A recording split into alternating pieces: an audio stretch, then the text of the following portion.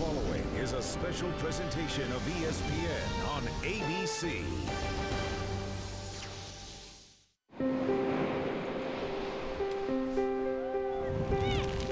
Summer in New England means different things to many people. Some time by the ocean relaxing on the beach, a stroll through history, or a trip to the mountains where it's cool and quiet. For sports fans, summer in New England means baseball at Fenway. Go Red Sox! And NASCAR in New Hampshire.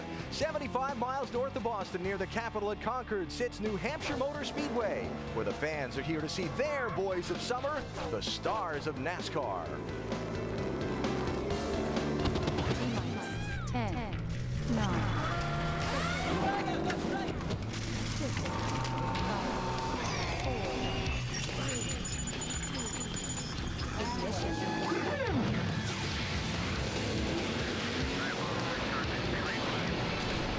ESPN welcomes you to NASCAR Countdown. Today, the NASCAR Nationwide Series runs 200 laps on New Hampshire's Magic Mile. Our coverage presented by Cece's Pizza.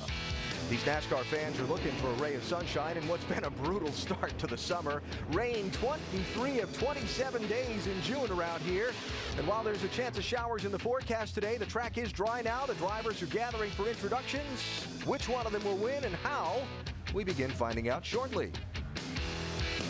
We start with 22 races and 22 faces. There have been 22 Nationwide Series races here in New Hampshire. 22 different drivers have won, including some of the sport's most recognizable names. Take a look at Kevin Harvick right there. I mean, this guy is flat getting done. Carl Edwards, I mean, just name a few right there, Brad. Yeah, Carl with a famous backflip there. We have Martin Truex Jr., who also has a good cup car for this weekend. We've seen some tremendous victories at this racetrack. Matt Kenseth in 04.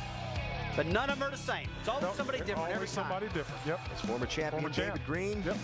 Bobby Hamilton Jr., that was his first series win. Jason Keller, also one of the many winners here at New Hampshire in nationwide competition. Man. Yes, sir.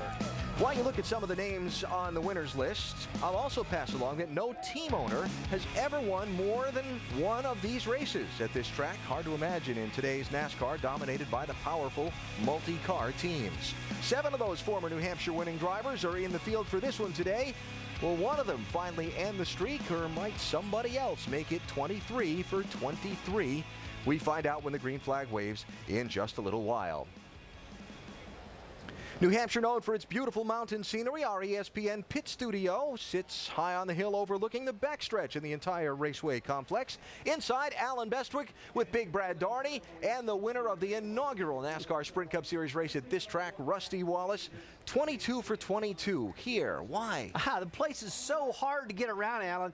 You got to really handle good enough if you're going to win in this race here. But you know, every time we come back, it's something has always changed. Whether it's a tire change, a gear change, a motor change. These teams just can't seem to get the rhythm at this racetrack. You look at other teams where maybe old Rusty has won 9 times at Bristol. Maybe Jimmy Johnson's won 4 times at Charlotte, and they call that his home track.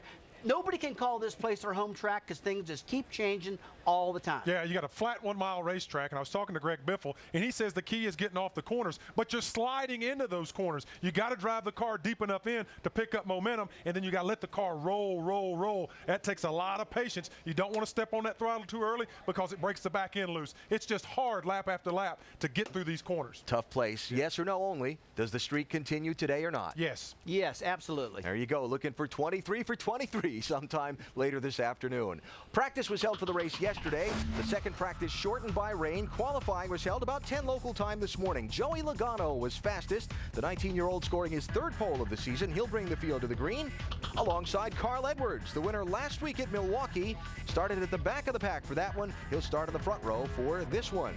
Inside row 2, the defending series champ Clint Boyer starting 3rd at a track he calls one of his favorites. Been a tough year for the Richard Childress team so far. Jamie Little, maybe Kansas Clint can turn that around today. Well, perhaps he can. Clint's been away for a few weeks, decided to come back and race with us here, Clint. Second time working with your new crew chief, Doug Randolph. How close are you guys to maybe winning today? Well, hopefully a couple hours away, but you know, the Holiday Inn Chevrolet was good. Doug and all the guys have been working really hard, trying to just pick up the program a little bit and just figure out some, you know, bits and pieces on you know, trying to get better, trying to catch that 18 and 20. You know, everybody's kind of chasing them, and you know, this is a fun racetrack. Everybody likes that. I just got done watching a modified race. So check this out. That's racing right there, man. That was awesome. I want to start a petition for Speed Channel, ESPN, somebody to cover that race, because that's the best race of the year. He's a racer at heart. Hey, he had a big day here 2 years ago, won his first Cup race, Alan. He's looking for his first win here today. That's what I love. All the drivers here watching all the racing that happens at this busy track during the weekend. You know, some people don't think of New England as being big stock car racing country. It is and has been for many years, and the fans have had a lot of local natives to cheer for. Oh, I'll tell you, Pete Hamilton, you know that, Brad, that guy designed my first race car. Wow. Sure did. Wow. Pete Hamilton, really good, smart dude. Won the Daytona 500, you see there. How about the Pittsburgh Flash? Yes, sir. Ronnie Bouchard, absolutely. See, 1981. Rookie of the Year. Played the winning role in one of NASCAR's greatest finishes ever at Talladega. Newburgh, Maine's Ricky Craven, a winner in both the Cup and the Nationwide Series. One of our fellow broadcasters who does a fine job in the booth and was a super race car driver from up in Maine area. And Randy LaJoie, a two-time champion of this series, native of Norwalk, Connecticut. Absolutely. Another broadcast. You're going to see Randy in the booth a lot this year. That's right. So the latest New Englander to hit the NASCAR big time is Joey Logano, a native of Middletown, Connecticut. The 19-year-old would be a good pick today, too, driving that Joe Gibbs Racing 20 car. That team won this race a year ago, and the last time he was on board that car, he won the race 2 weeks ago at Kentucky. Dave, he's starting on the pole. He is, Alan, and at this point, having 2 Camping World East Series wins under your belt right here at this racetrack, how important is that as you approach today's race? I think it helps a little bit. You know, those cars are so different. The biggest thing is the different tires. Bias-ply tires versus the radial tire here is probably the biggest difference. But yeah, it definitely helps. I mean, just have some laps around here. It's cool. You kind of got the home court advantage here. You got family and friends around here, so that's pretty neat. So it'd be cool to get a win here. You know, a lot of the guys on this team are up from New England too. So do what we can do. Well, and this is a much bigger race than those were. A lot bigger competition here. So how big would it be if New England boy takes home the trophy today? It can happen. I tell you, I got a great GameStop Toyota, so it'd be awesome. It'd be really cool. It'd be a ton of fun to get all these guys a win here. He's got the best starting position, Alan. Joey Logano, Middletown, Connecticut native, again to lead the field to the green flag. As Logano and all these other drivers get ready to race here, Mr. Former winner, what's on their mind most? Oh, right now, all they're thinking about is, am I going to have a good handle on car? Can I hold that bottom? Can I pass the cars on the bottom of the racetrack? And number one, man, if I make a pit stop, don't get stuck in the back and lose on my track position, because it is so hard to get to the front. It's unbelievable here. And pit stops and track position played a big role in that 20 team winning this race a year ago. Yeah, that was huge. Most of the leaders came down last year around lap 129. And we saw the 16 and the 60, they only took fuel, trying to beat these guys off of pit road. 18 led most of the day last year, led all the laps. He came in, he got 4 tires. But this 20 car, he got 2 tires and got back out in front of these guys, and he went on to win the race. The 18 car could only get back from 7th position only back to 3rd, so 2 tires could be key. And don't you think that the rest of those team guys down there are thinking that same thing? They're looking at that strategy. Yeah. They're thinking about 2 tires right now. So we'll see how the strategy plays into track position and determining who winds up holding the trophy at the end of the day in New Hampshire. Still to come on NASCAR Countdown from New England, Carl Edwards got his first win of 2009 last Saturday in Milwaukee, a flat 1-mile racetrack. New Hampshire's a pretty similar layout. We'll ask if he can make it 2 for 2. Kyle Busch, arguably NASCAR's most talented driver, no question the Nationwide Series most talked about driver this year. We will discuss the championship. Fried little coleslaw on the side and an ice cold Coca-Cola. That dude looks mad. He can't fight. His hands are tied.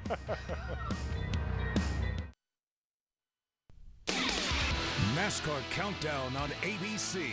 Brought to you by Nationwide Insurance, official auto insurance partner of NASCAR.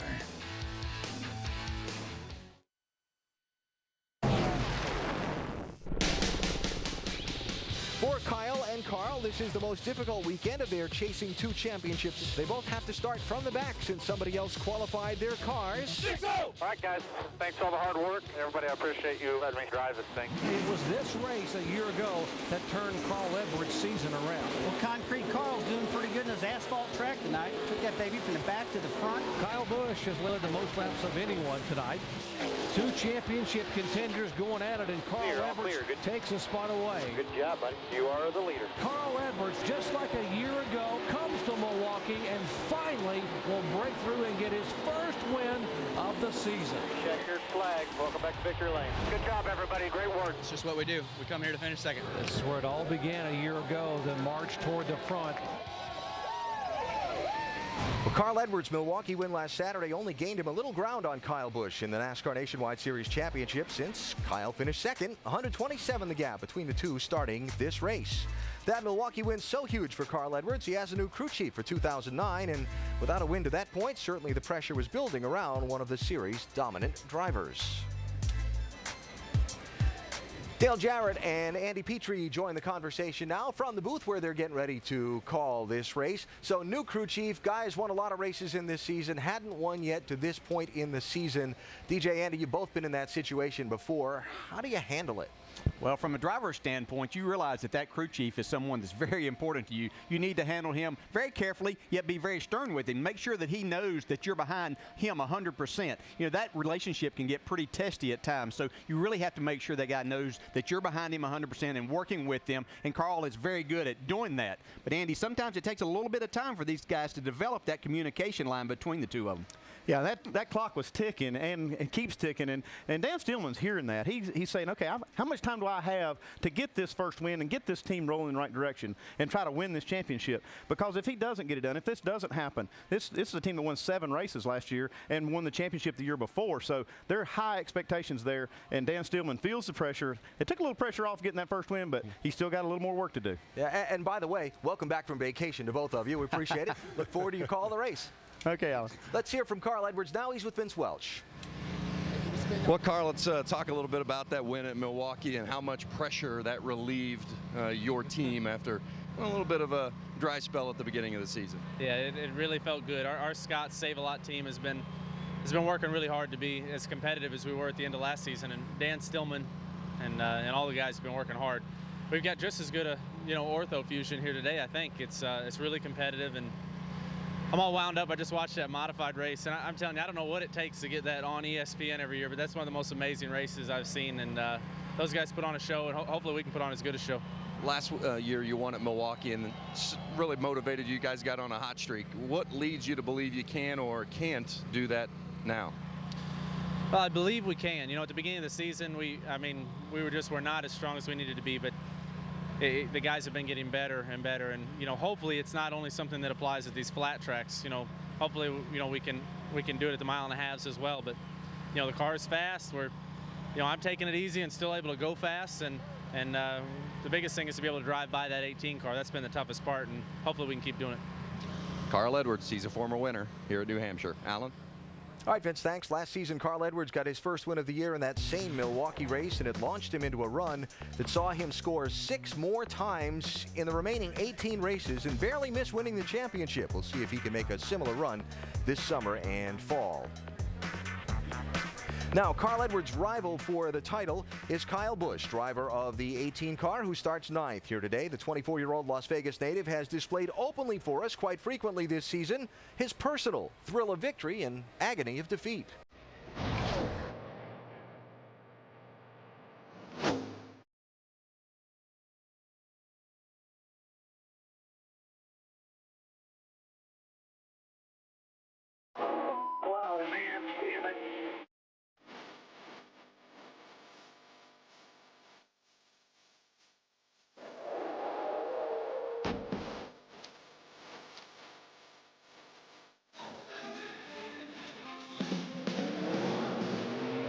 What we do. We come here to finish second. Every time I come to the racetrack. Wasn't no battle. He drove right by me. Go, rock! We got it, guys. Good job. You guys are on. Good job, let's go. In this NASCAR Nationwide Series, it is the topic fans are talking about more than any other. Kyle Busch, both for what are his very obvious tremendous talents behind the wheel of a race car and his colorful reactions when things don't go according to plan. Does he just hate to lose more than other drivers, or do other guys, like yourself, hate it that much but just do a better job of not showing it? Look, I'm not going to sugarcoat this thing. I don't like the way he's acting. I'll tell you that right now. Look, this guy's a great driver. We all know that. I mean, we really respect his talent. But the thing I don't like is the way he's treating the media, the way he's treating the fans, and stuff like that. In this sport right now, in this age, guys, you got to be able to do both. You just can't jump up and down and say, look, poor old me. I got beat, my pit crew sucked, all that type of stuff. I mean, you got to grow up a little bit. I don't care if he's mad at me or not. Yeah. Look, I like him for his talent. I don't like the way he's acting. Yeah, I think the big thing we have to realize with this sport, unlike any other sport, is the access to the athletes is unparalleled. I mean, you can walk up to these guys right after a race and stick a microphone in their face and catch that true raw reaction. Yeah. But on the other side of that, there is professionalism that has to be involved. I think the thing that we all have to remember as a race car driver or as a pro basketball player, that it's not your right to be a professional athlete. It is a privilege. So we have to be respectful to the media, to the fans, and those people that support us, because this is an incredible way to make a living, and you're blessed to be able to do that. The guy I take as an example is Carl Edwards. Come rain, sleet, or snow, he is outstanding and above reproach at all times. And I think that is true professionalism, and that's what you have to have at this level. Brad, it's a privilege to be in this sport. Yeah. It's not open to everybody. Nope. You got to be talented, but when you get here, you got to appreciate it, man. Yeah. And as far as Kyle Busch is concerned, he starts 9th today. We'll see if it's the thrill or the agony that we see at the end of the afternoon for Kyle. He'll be a factor in the outcome of this race. Now, cookouts, big part of summer in New England, right? But if you let brake heat bake your tires this afternoon, it's going to be a tough day. For more on that, let's go to our Craftsman Tech Garage and bring in Tim Brewer. Here in Loudon, New Hampshire, we use an awful lot of brakes. What that does, conducts a lot of heat from the caliper into the wheel. So what we have to actually do is use this brake blower fan to conduct air through the hose to the sidewall of the tire. Because with all the brake heat transferring to the tire, if we're not careful when we're running the car really hard and really using the brakes, we're going to melt the bead in the tire, and this is what it's going to look like. You're going to be on pit road for 4 more tires. All right, Tim, thanks. You cook a lot of things outdoors in New England in the summer. Those lobsters, tires aren't one of them, believe me. Let's go back to the grid as driver introductions get going. Shannon? Well, I'm down here with Scott Speed right now, who's making his very first start here at this track. But if you ask his crew chief, Jerry Baxter, he'll tell you 4 laps into practice yesterday, it was like a veteran out there, already up to speed. So how do you approach a racetrack that you've never raced at before? I don't know, you drive out there and you try to figure out where you got to start braking. And, I mean, at the end of the day, it's, you know, when the car is as good as ours is right now, our nationwide car has been amazing all weekend. You're really just a passenger. You just try not to mess up, I think. All right, well, if you ask his crew chief, the driver's a little good as well out here. Scott Speed rolls off 4th. Jamie? And Kevin Harvick, the 4th different driver in the 4th consecutive week, but he's the owner and driver of his own car now. So Kevin, so far so good, top 5 in qualifying and both practice sessions. What are you expecting in the race? Well, our guys on our Copart car have done a great job throughout the year with all the different drivers and all the different things that we throw at them throughout the year. But our car's been really good, and I think the beginning of the race is kind of gonna be a little bit of a throwaway here because of the fact that the modifieds just got done racing. So the car should slide around, and at some point they will get tight. And so it's just a balance of getting your car loose enough at the beginning of the race so that you can compensate for that tight during the middle of the run. All right, he says he feels like he hasn't raced in about a year in this car, Alan. This is the beginning of a 4-race stretch. Keep an eye on Harv this afternoon from the 5th starting spot. And as we get ready to go here in New Hampshire, let's look at some guys who might continue that different winner streak today. Oh, Mike Bliss, I tell you, he's been running good. You see he's starting 10th today. He's got a good car. He can win this thing. Yeah, absolutely. I talked to Jason Leffler right on before qualifying. He said he had a really fast race car. It's great in race trim. He's going to be strong today. And Elliott Sadler back in a Nationwide Series car today, driving the number 10 Toyota. He's our in-race reporter. Go to ESPN.com to submit a question.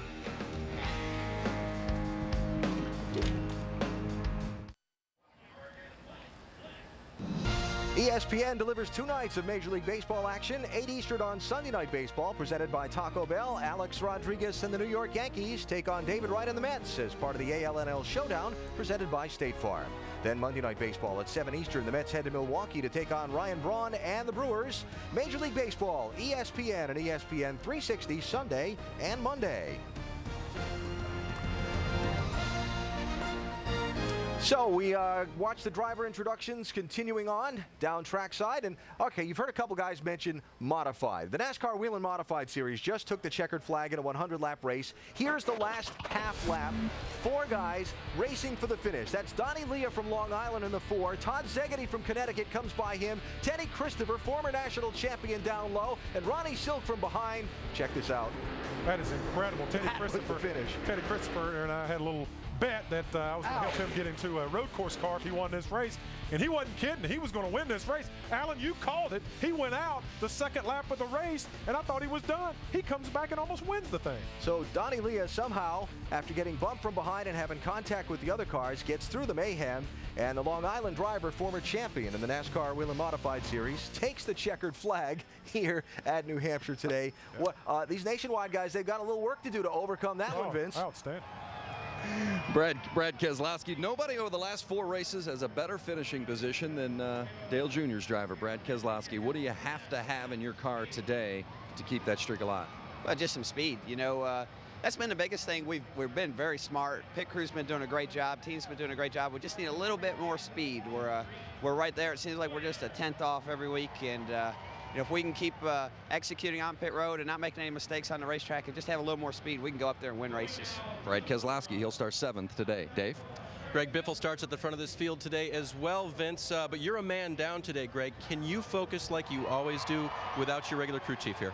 Well, we're going to have to. You know, we're all thinking of Eddie Perdue. He's got a sick little girl, so you know, we got Chad filling in. Chad's doing a good job. You know, we got all the same guys on the 16 here, City Financial car, but we got it going pretty good, and we'll see what we can do here today. We think we have a decent car, and just wait and see what happens. All right, that's Greg Biffle today in the 16 car. Alan? And the Biff will come from 6th starting spot, Dave. Thanks. Our what to watch for has to do with this track's unique banking layout. The low lane in the corner actually has a little bit less banking than the upper lane in the middle lane. Yeah, but you want to get your car work on the bottom side of the racetrack. That's where everybody tends to try to make the passes. You see at the bottom right now where the 99 cars really got it hooked up. There he is getting ready to slide up in front of the 18 car. Kyle Busch, that's a classic pass. That's what you want to do. Yeah, and if the car is not hooked up and you go in and you drive in there deep, your rear wheels will push, just like this number 25 car here. You see him get a little pushy loose in the rear end and turn them both round and round.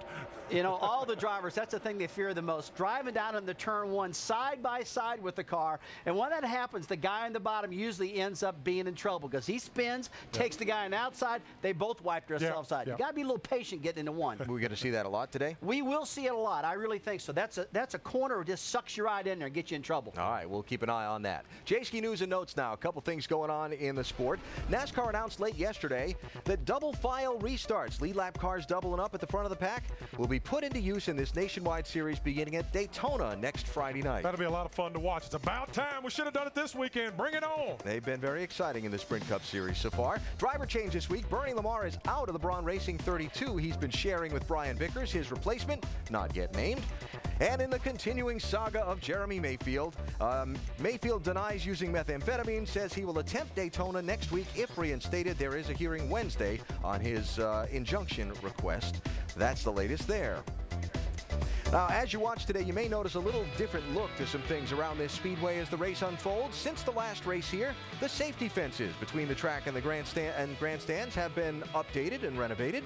The infield, some wetlands area have been moved, and the usable portion of the infield greatly expanded. Oh, I'm going to tell you what, you come here, we go to Kentucky, Bruton Smith, that is a bad man. He does not play. He is doing an outstanding job with all of his facilities. He is making all these racetracks look better. The Bear family did a fantastic job, but look right down there. Bruton gave you some more real estate, made it better. And most of all, there's a new victory lane that one of these drivers is going to steer into at the end of 200 laps today.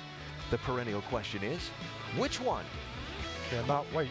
We talked about New England natives earlier in NASCAR Countdown. Sean Case is from Pelham, New Hampshire, just 47 miles from this racetrack, driving for Richard Childress here. They have high hopes for him in the future. Hello to his dad. Yeah, hello to his dad, too. Had major neck surgery. We got Joe Nemechek, the old wily veteran who won here back in, what, 93, I believe? 92. 92. We'll see if he can do something. Take a look at old Scott Legacy right there. He's doing a fantastic job. Yes, he is. A big pickup from last year. Getting better and better. Yes, he is. NASCAR Countdown continues from New Hampshire after this message and a word from our ABC station. Summer in New England. Wonderful time to take the Green Line to Fenway or stroll around, do some shopping. Some of the best eaten anywhere you'll find around historic Faneuil Hall. Or maybe retrace the beginnings of the American Revolution at the USS Constitution or the Bunker Hill Monument.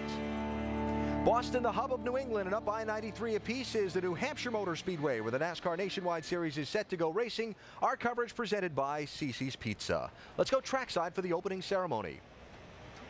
Ladies and gentlemen, at this time, please rise and remove your hats as the Salem High School Falcon Color Guard presents our nation's colors in honor of Salem High graduate and former Color Guard Commander Sergeant Edmund Lowe, who was killed in combat in Iraq 2 weeks ago. Please remain standing as President and Chief Executive Officer of Motor Racing Outreach, Reverend Billy E. Malden, offers today's invocation. Let us pray. Gracious God and Heavenly Father, we thank you for this beautiful day here at New Hampshire. We ask that you would watch over us and keep these drivers, competitors, officials. Give us a safe day, Father, for the fans and all that are here in attendance. We thank you for all that have worked hard to make this event possible, sponsors, track staff. Lord, bless them. We ask that your peace and your presence would be with us all this day. In Christ's name I pray. Amen. Here to perform our national anthem, please welcome Geraldine Sawyer.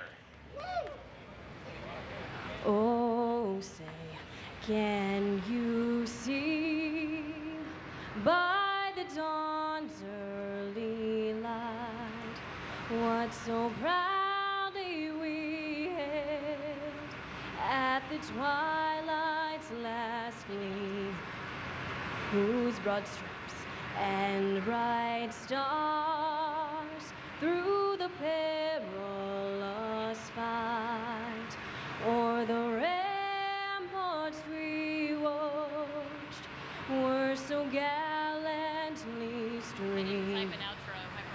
And the rocket's red glare, the bombs bursting in air, gave proof through the night that our flag was still there. Oh, say does that star-spangled banner yet wave o'er the land of the free and the home of the brave? Ladies and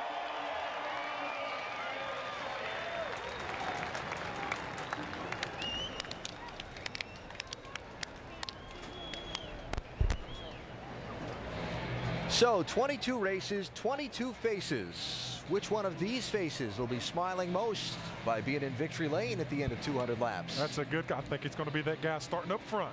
Think it's that guy right there? I think it's that young man right there. Joey Logano. We'll find out. The engines fire in New Hampshire next.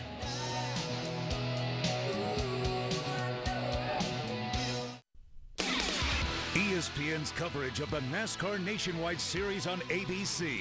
Brought to you by Cici's Pizza, home of the endless pizza, pasta, salad, and dessert buffet. Nationwide Insurance, official auto insurance partner of NASCAR.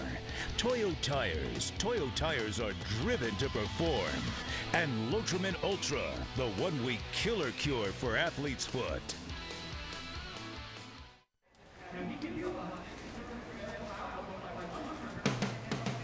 Well, that scenery certainly is beautiful. We hope it stays that way all day here in Loudon, New Hampshire. It has rained here, measurable rain, for 14 of the past 18 days. And there's a 40% chance of showers in the forecast today. A look at the radar. There's all kinds of showers all around New England. Right now, though, nothing over the top of the Speedway. We hope it stays clear. For the past 3 weeks, the NASCAR Nationwide Series has run at a separate site than the Sprint Cup Series, something we call the Opportunity Stretch. Chance for some young guys to grab some headlines. Some have done quite well. Absolutely. Look at Eric Darnell up there. I mean, last week he had a great run at Milwaukee. He's been strong. Justin Allgaier needs a little bit of luck. Had a bad crash last week. But there's a good bunch of rookies out there in this race today. There is Darnell driving the Roush Fenway number 6 car today from 11th on the grid. Allgaier driving for Roger Penske. He starts in 13th position. Now the Sprint Cup drivers back in the mix to compete with these young guys. 13 double-duty drivers racing today that will also compete in tomorrow's Sprint Cup race. So while the drivers get ready, we know the boys in the booth are ready. Let's go upstairs where Dale Jarrett and Andy Petrie are joined by Marty Reed. Hi, Marty. Hey, Alan. Thanks, and glad to have you guys along with us, and glad that you're with us at home as well. You heard, if you were with us throughout Countdown, 22 different winners in 22 races. No other track comes close. does it continue, and who do you pick? I think it does, and if you don't look very far, look at the pole position. Joey Logano in that Gibbs car. He has been so fast this year. He's a favorite in any race that he runs. I think that you're going to see this streak of 22 get broken, or get extended. I think you're going to see it going out there. Joey Logano is going to have a great shot at this. Yeah, considering there's only 7 former winners in this, there's a good chance of that happening. But I like 2 guys that are in the top 5 starting today. Carl Edwards, Kevin Harvick could break that streak. Yeah, they both have won here before, but there's also another guy, Kyle Busch. He has not won here. He'd like to. That could make it 23 as well. So as we get ready to go trackside, you can see there is the number 18 as the 43 car field is waiting for the command to get this show on the road. As we talked about, we're going to be trying to squeeze this race in with the threat of rain, but hopefully we get all 200 laps in. Let's go trackside to get it started. Race fans, it's time for the most famous words in motorsports.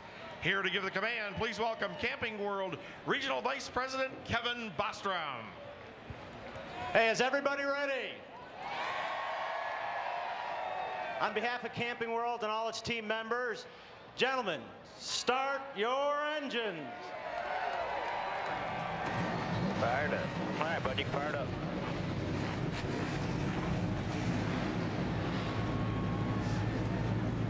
Yep, 10-4. This is good. Everything's on. 10-4, buddy. What fans do you want, Rob? Got to start with all the fans up when you go. So as the engines have come to life, we've got our onboard camera with Elliott Sadler. He'll be our in-race reporter today. We'll talk to him when we come back. If you want your question answered, possibly during the race, all you have to do is log on to ESPN.com and search Ask the Driver. So stay with us. We're about to go green flag racing here in New England. We're in New Hampshire. You're watching ESPN on ABC.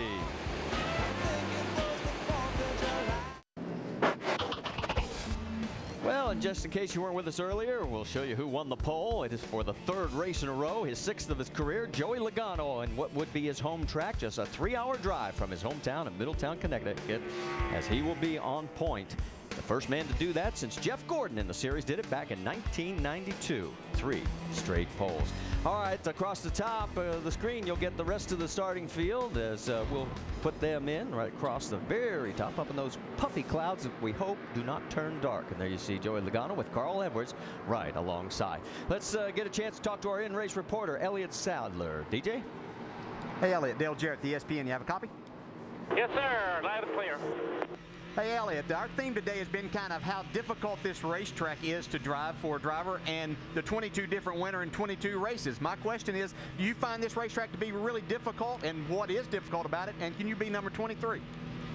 Well, we're sure going to try to be number 30, number 23. It's just a slick racetrack, and you fight so many different things going throughout the corner. You want to have good stability on entry. You wanted to get it to turn good through the center, free rolling, but then you got to have great forward bite off, and it's hard to get all 3 of those things to be 100% all the way through the corner. And I think that's why you see so many different winners here. It seems like the track gets a little bit slicker each and every year, so your setups change a little bit. Goodyear brings us different tires, so you kind of have to adjust with it. So we've made a few adjustments. I got really loose at qualifying. Didn't do as good as I wanted to do, but 200 laps. If you get a good car here, you can make the passes and make your way to the front. All right, Elliott, our second question comes from our ESPN mailbag, and Tom from Pittsburgh wants to know, you haven't run a nationwide race since 2008. How big an adjustment is it to go back to these cars?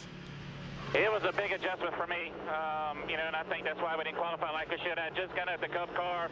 These things drive so much different, a lot less horsepower. You're sitting down on the springs instead of sitting down on the bump stops. So, and we didn't get a lot of practice yesterday. So, very limited time in the car, but just proud of my guys, everybody, Braun Racing. I want to thank them for giving me the opportunity to come over here and drive the Auto Value car, and maybe go try to give it the best race we can. Hopefully we'll have a good one. All right, Elliott, have a great race. Thanks for talking with us. And now Andy's going to talk to your crew chief, Stuart Cooper. Hey, Stuart, Andy Petrie in the booth. You got us? Got you, Andy. Go ahead. Hey, Stuart, you guys had a fast car in practice but didn't get the qualifying run you were looking for. What do you have to do down there today to get that car up front? Well, the biggest thing to start this thing out, we just got to make sure our car is where it, where it needs to be. Track positions, everything here. So we're going to have to do something. Hopefully, the first part of the race here, we can, just work on the balance, get it driving good, and then do some strategy here at the end. Okay, Stuart. Well, good luck with that, and hope you guys come home good. Well, we have 7 other onboards besides the one with Elliott Sadler, and it is Mike Bliss and Justin Allgaier, Butler, Harvick, Leffler, Gaughan, and Keselowski as we are getting ready to go back to green. And this broadcast is available in Spanish by activating your SAP button, presented by ESPN Deportes. So with the sun shining bright, and we hope we stay that way, coming through turn 4, the pace car will be pulling off, and we'll make our way for the first of 200 laps here in the 16th stop on the 2009 Nationwide Series calendar. Slowly making their way, and this race is green.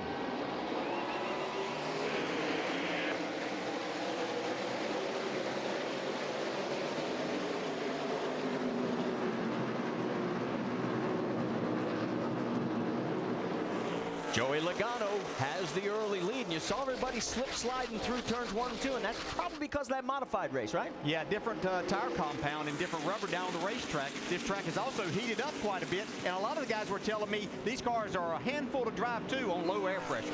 Yeah, just like Marty said, as far as these modified cars, they run a little bit different tire, a little bit different rubber on them. And the first part of the race, I don't want my guy to make a judgment on his car until we've run enough to get the rubber on our tires on the racetrack where we know what we've got. I mean, he might go through some changes here, and he might be tight right now, but he might be loose here in just a little bit. So just got to let the track kind of rubber in a little bit. Kevin Harvick trying to make a move on the 99 of Scott Speed. That is Clint Boyer right in front of him for third. You're on board with Harvick. He has cleared Scott Speed, and here comes Greg Biffle in the 16th. So Harvick trying to move forward. Yeah, good racing here. These guys are a little concerned. The track hadn't widened out in their practice yesterday, and they were afraid that it was really going to be hard to pass. But we see some good racing going on here as Harvick tries to take that third spot away. Yeah, you see Harvick using the apron of the racetrack, getting down there. There's some extra grip down there if you can get that left front tire just below that yellow line. Guys, this is one of those stats that I don't know how it's stayed in place. This is 23rd race. The prior 22, the guy who's leading on lap 3 has never won. Guess what? We're coming up on lap 3 right now, so... Uh-oh, doesn't look good for Logano. If the numerology holds true, could be tough for him. But look at Carl Edwards. Carl says, okay, lap 3's gone, I'll take the lead. Yeah, this is not the same Carl that Carl won with in Milwaukee last week. He says it's actually a little bit better, he thinks. Well, I did talk to his crew chief, Dan Stillman, and he does have a setup in this car that's very similar to what they ran last week, and they feel good about their chances today. And while this was going on, we'll tell you that Kevin Harvick got around both Clint Boyer and Scott Speed. He has now moved up to third. There you see him, and the gap, though, is widening. It's about almost 1.6 seconds back from the leader. Yeah, Boyer fell back to the 5th spot. He told me his car was extremely loose until about 6 or 8 laps into the run when the air pressure's built up. And what you got to do right there, if your car is like that, what you got to do is try not to lose too many spots. Play defense just a little bit in this first part of the run and wait for your car to come in. And so you don't want a lot of cars to have to pass back when it does come in. Here's one penalty I've never heard of before, guys, being enforced, but the 96 is pulled off the track. He's been black flagged. There was no crew chief. Well, that'll get you.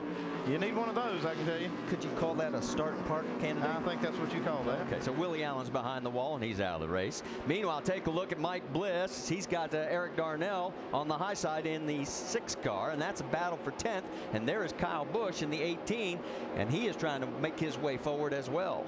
Kyle Busch was the first car to go out to qualify, and he didn't get the lap I'm sure he was looking for, but I don't think we need to worry about him too much. He'll find a way back up front. Now, that's always a difficult thing at any racetrack, but that was at 10 o'clock this morning. The modifieds had been on the track before that, so that was probably the worst conditions that you could have gone out. So Kyle made the most of it, and now he's going to try to make his way forward. We hope these guys get single file as we have a battle for the lead once again. Here goes Joey Logano. He's got the inside line on Carl Edwards. Can he clear him? Looks like he's got him. Going to slide right back up. What There's you guys your were slide talking about. job right there. That's exactly how you get it done. Just like that. You go in on the bottom, and then you kind of just hope the guy on the outside will yield to you, or you can get clear before your car slides up the racetrack. So Logano trying to open up a little bit of ground. Carl says, I'll have none of that, thank you, and he tightens it back up. Meanwhile, these guys lead by 1.4 seconds over third place Kevin Harvick. Scott Speed is fourth, Clint Boyer is fifth, and Brad Keselowski runs in the sixth position. And meanwhile, Mike Bliss has still got his hands full with Eric Darnell. Oh, these guys have been side by side for a number of laps here. Well, that's one thing they did with this reconfigured racetrack. A few years back, they put some extra banking on that outside groove, and it does help this kind of racing. It's side-by-side racing. The outside car does have a little more banking to play with. Yeah, and there's a scene that we don't see a lot, and that's a patient Kyle Busch right there waiting for these guys to kind of sort it out where he can start passing each one of them. We'll see Mike Bliss make the pass. Andy, you mentioned the banking. It's 2 degrees at the bottom of the track, all the way up to 7 degrees, which still isn't that much on the high side. Yeah, if you get to that 7 degrees, you're in trouble, I can assure you that. You don't want to be up where it's 7 degrees. You'd like to have that, but you don't want to be in that part of the racetrack. Andy, left front corner. Looks like we've had a little contact on the 6th. Yeah, and that's going to hurt that car just a little bit. This is one of those racetracks, even though it's only a 1 mile track, very aero sensitive, and especially with those front fenders, you've got to have the maximum amount of front downforce here. Yeah, you sure do. It's amazing. A number of guys that I talked with today were talking about how much they'd worked on the bodies of these short track cars just because they were coming here. They know how important that is. Yeah, I don't know why this track's that way. This is one of the most aero-sensitive racetracks that we ever raced on, and it's not that high speed. You wouldn't think that way, but it is. You just got to have that front downforce to get the car to grip. And you can see right here, Eric Darnell's losing some ground. Well, Darnell's coming off his best finish in his career, 4th last week out, and we were talking about he's one of those guys. In fact, our good buddy Brad Daugherty thinks he's going to win a race here very soon. He didn't think. He stated that he would win a race. Brad Daugherty said that he was going to win. And he's run awfully well. So today may be a tall order, especially with that damage that's on the front, but he has run extremely well. Well, the good news on this damage, it's pretty easy to fix that on a pit stop. He is running 12th right now and has dropped back a little bit further from Kyle Busch, who is running in 11th. So there is Joey Logano, as he is now a half a second ahead of Carl Edwards. There's your top 5 after 11 of 200 laps here at New Hampshire International Speedway. We'll be back with this and more after this message from your word premier ABC station.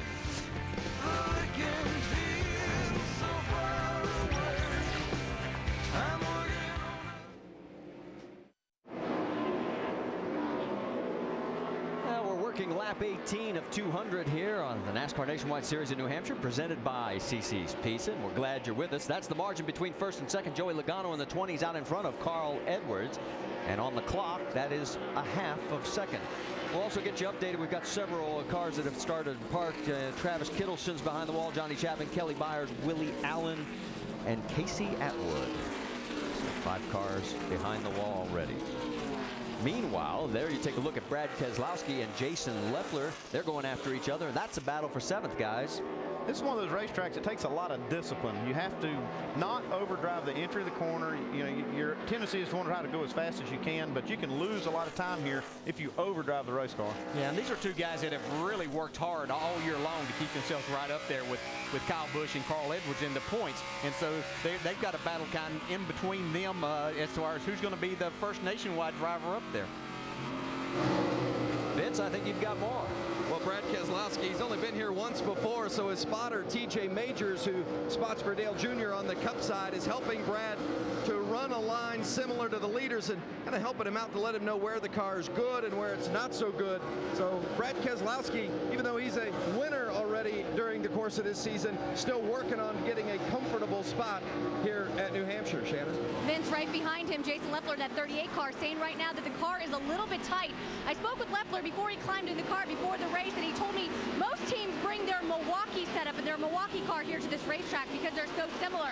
He said, not us. He said, we brought something very similar to our ORP. In the past, that's been my problem. I cannot run my Milwaukee setup here. He told me, in fact, this weekend, this is the best car he's had at this racetrack since he finished 3rd back in 2004. And Jason Leffler coming off 10 straight top 10 finishes. That's the longest streak in his Nationwide Series career. Guys, I tell you what, I've been watching this race unfold, and a lot of people at home are probably wondering, why aren't the cars running dead on the bottom of the racetrack, right on the yellow line? And DJ, you well know, a couple years ago, maybe 4 or 5 years ago, that Mr. Bear came and repaved this track. It's about 2 degrees flatter on the very bottom than it is about up one lane. So everybody tries to get up on that banking, get some momentum, but when they get tight, and they want to make some real good passes. If they can get on that flatter part of the track, they can get the job done right there. Yeah, you're right, Rusty. You get that left front tire down on there and that flat part and kind of de-wedges the race car a little bit for you when it does start to go tight, and they'll utilize that in trying to make a pass and get their car turned in the center of the corner. But they really made it to where you have more racing room through the center of the corner, and we'll see this track widen out throughout the day, but you're still going to make your passes most of the time right on the bottom. As we move a little bit further back, we're checking in with Eric Darnell again, seeing the effects of the damage on that left front. In fact, it looks worse from this angle than it did earlier. Yeah, it doesn't look good. They're going to have to do something with that as soon as they can, as soon as they can get in the pits. You see a bump right there. That gets some damage, but not what we saw. He's had some more damage to the front of the fender. You see right here, that's where he gets that damage. Still there. It's going to take a little work on that first pit stop. Let's get more on Eric Darnell, Dave Burns. And he reports to his crew that this car will not turn in the center of the corner and when he puts his foot on the gas. And then at the late part of the corner, it wants to spin out on him. Now, crew chief Mike Kelly radioed back to him and said, when you bring down pit road, we'll fix that left front fender, but just hang on to it for right now. It's amazing that that can change the car so much on this track. DJ's already called it a short track. Let's go to Tim Brewer in the Craftsman Tech Garage and find out how these cars can be so aero sensitive, Tim. Thanks, Dave. The brakes here are real important, but we can see the tape right here partially taped up, but you have to conduct the airflow to cool the brakes, same way on the radiator. But like Andy said, the front fenders, they're so important that if you damage one right here, we build these fenders as large as we can just to make downforce. But when it comes to getting that fender off the left side, you might see a ball back go up under that fender and actually roll the fender back in place. That'll give him the downforce he needs to turn the car in the center of the corner. All right, thanks, Tim, for the update. As you take a look again at Eric Darnell's situation, 3 more cars to the garage. The 49 of Mark Green, Kevin LePage, and the 52 and the 73 of Derek Cope as we continue this battle for second on the race course right now, as Kevin Harvick has got it that close to Carl Edwards. He's been reeling him in lap after lap, and Kevin's got a fast car, and he's won here before. He knows how to get it done. Yeah. Wouldn't be too surprised to see him up there contending for this win. Yeah, these are 2 guys that could stop that streak of 22 in a row as far as not having a 2-time winner. They want to be the first to put their names in the books, both of them, that's for sure. As Carl's got the advantage right now, but they've still got a little traffic ahead of them. Yeah, you can see Kevin really working that bottom of the racetrack like Rusty was talking about and going completely down on that apron to get that grip. You can do that, but you have to be careful there in trying to do that you don't break the back end of the car loose when you try to jump back to the throttle. You see these cars, there's so much cornering force on it. It's basically a flat racetrack that it takes a lot to keep these cars from rolling. They got huge sway bars in them, big right rear springs, all these things to try to keep the car flat. That's John West Townley in the 09 that both Carl Edwards and Kevin Harvick get the round safely. There's the leaderboard after 28 of 200 laps, and there's Joey Logano. He's got his hands full with traffic. Stay with us.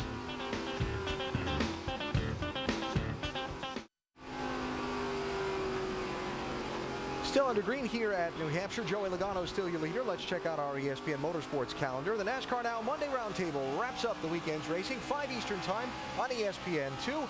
And then for the Nationwide Series, it's on to Daytona Beach next Friday night, 7:30 Eastern. The Subway Jalapeno 250, that is on ESPN.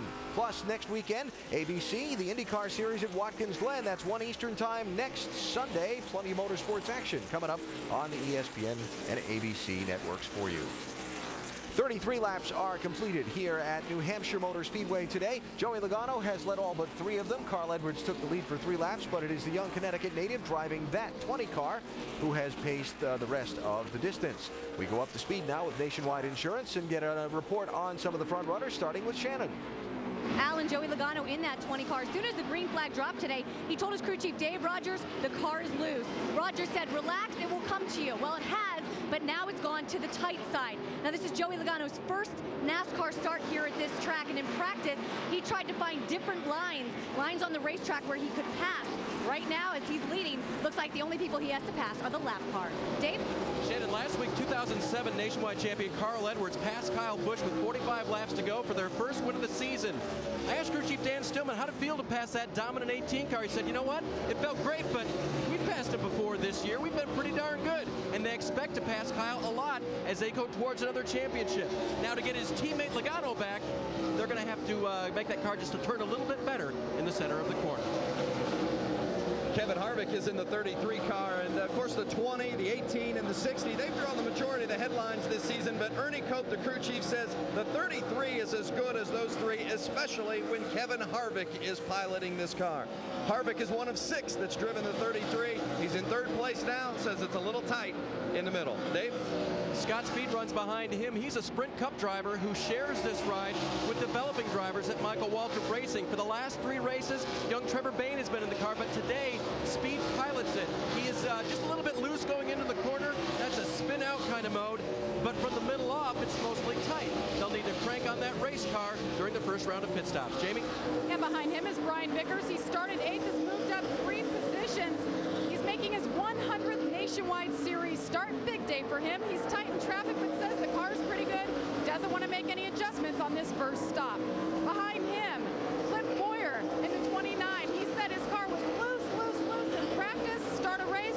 Then we got cloud cover, and just like that, the car is tight. He called it a pig. Look for some changes on this first start coming up. Vince? Well, the 88 car to Brad Keselowski still has his eye on the championship, even though he's just a little over 200 points out of the mix. But he says all teams are point racing at this point. But what we're going to have to do is win races, because the 2 drivers ahead of us, Kyle Busch and Carl Edwards, they're going to be winning. If we have a hope for the championship, we've got to win too. The 88, a little tight in the center. Shannon?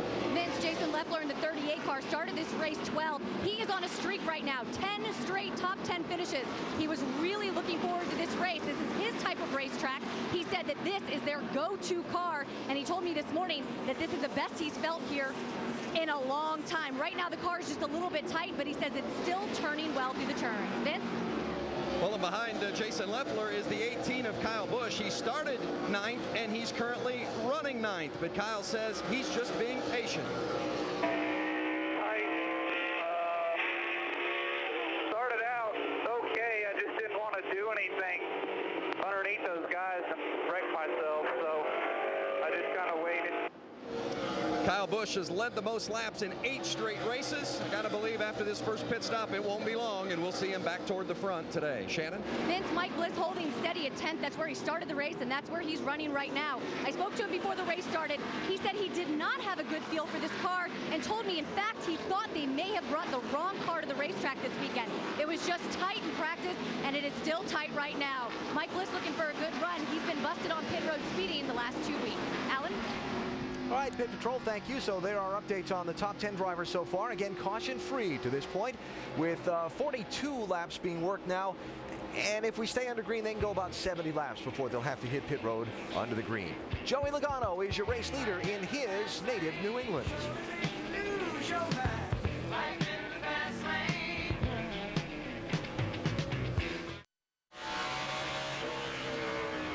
It's the most prestigious championship of the game. Defending champ Padraig Harrington, Tiger Woods, and the world's best return to the birthplace of golf. The Open Championship on ABC, Saturday, July 18th at 9 a.m. Eastern.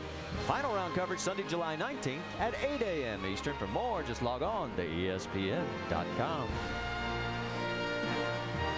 And as you can see, we have stayed mean and green here for 47 laps. Let's reset it for you. That's Joey Logano in the 20 going around.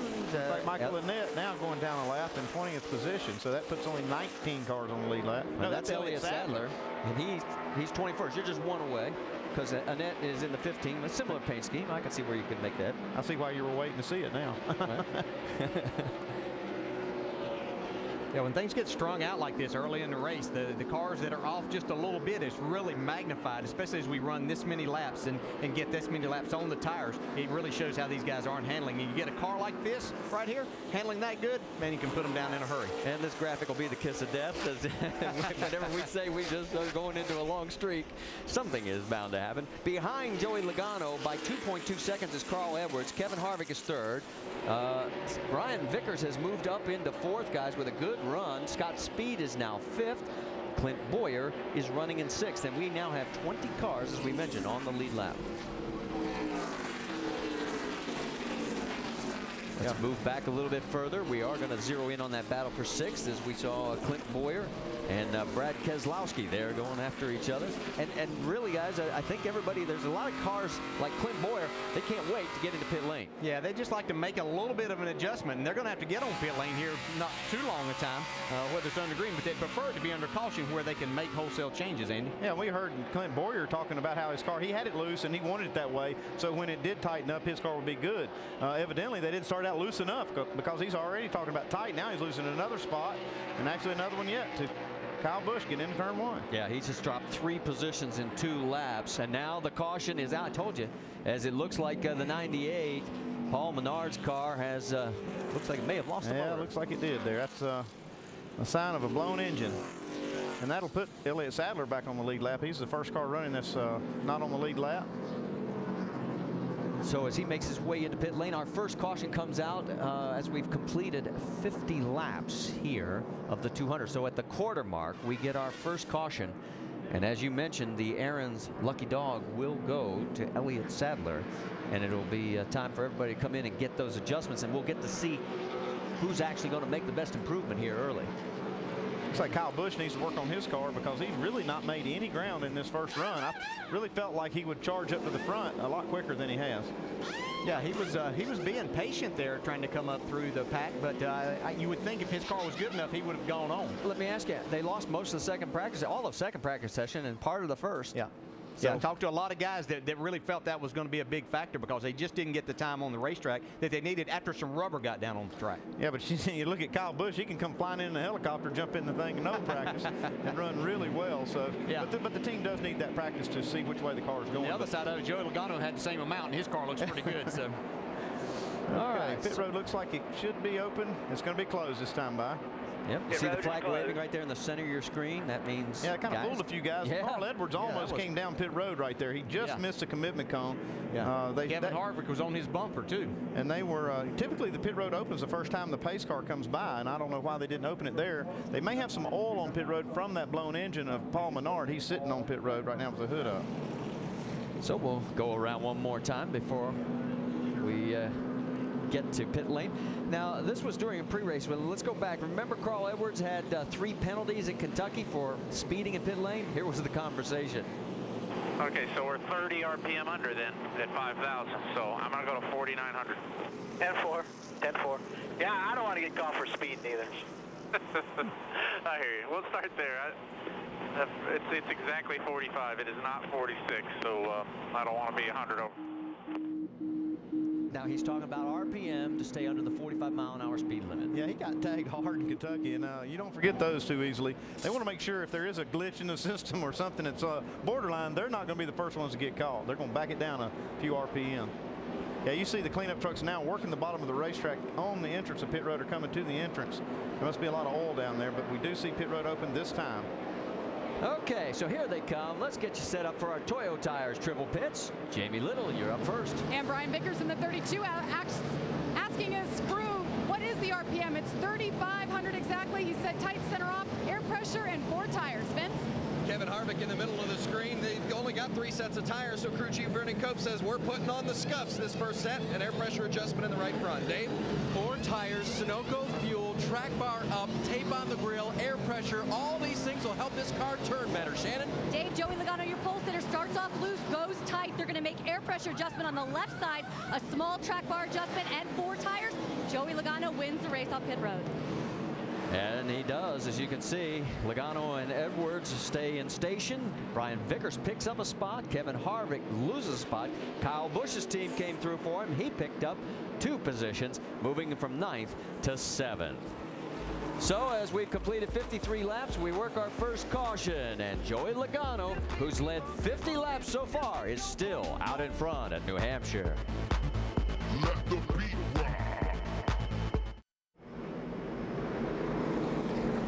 Back here at New Hampshire International Speedway as our race presented by CC's Pizza today. We're under our first caution as it is still Joey Logano in front of Carl Edwards, Brian Vickers, Kevin Harvick, and Scott Speed. That's your top 5.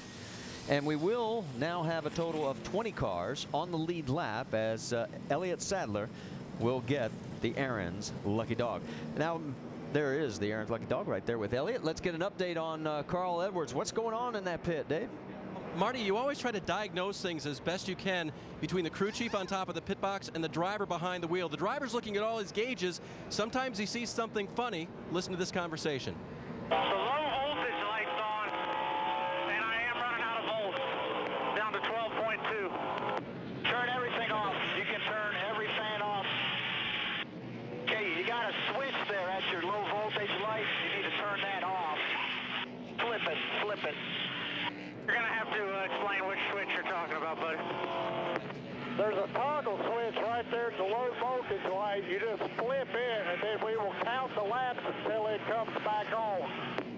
That last voice was Daryl Morrow. He's the car chief and in charge of putting these cars together. Let's go back to Tim Brewer in the Craftsman Tech Garage and talk about all the different things Carl may be experiencing where voltage is concerned. Tell you what, in the first place, folks, he hadn't got enough alternator, just like Andy Petrie said during the break. But you've got a switch right over here. It's ignition, the auxiliary switch. You got brake blower switches. You got a lot of fans. Every time you flip one of these switches on, you draw more current from the battery. But to change the battery, he also told him to go from A battery over to B battery. Now, that's going to correct a lot of the problems. But I'm like Andy Petrie. He's going to cut off a lot of switches over here, but the air conditioner is not going to be one of them.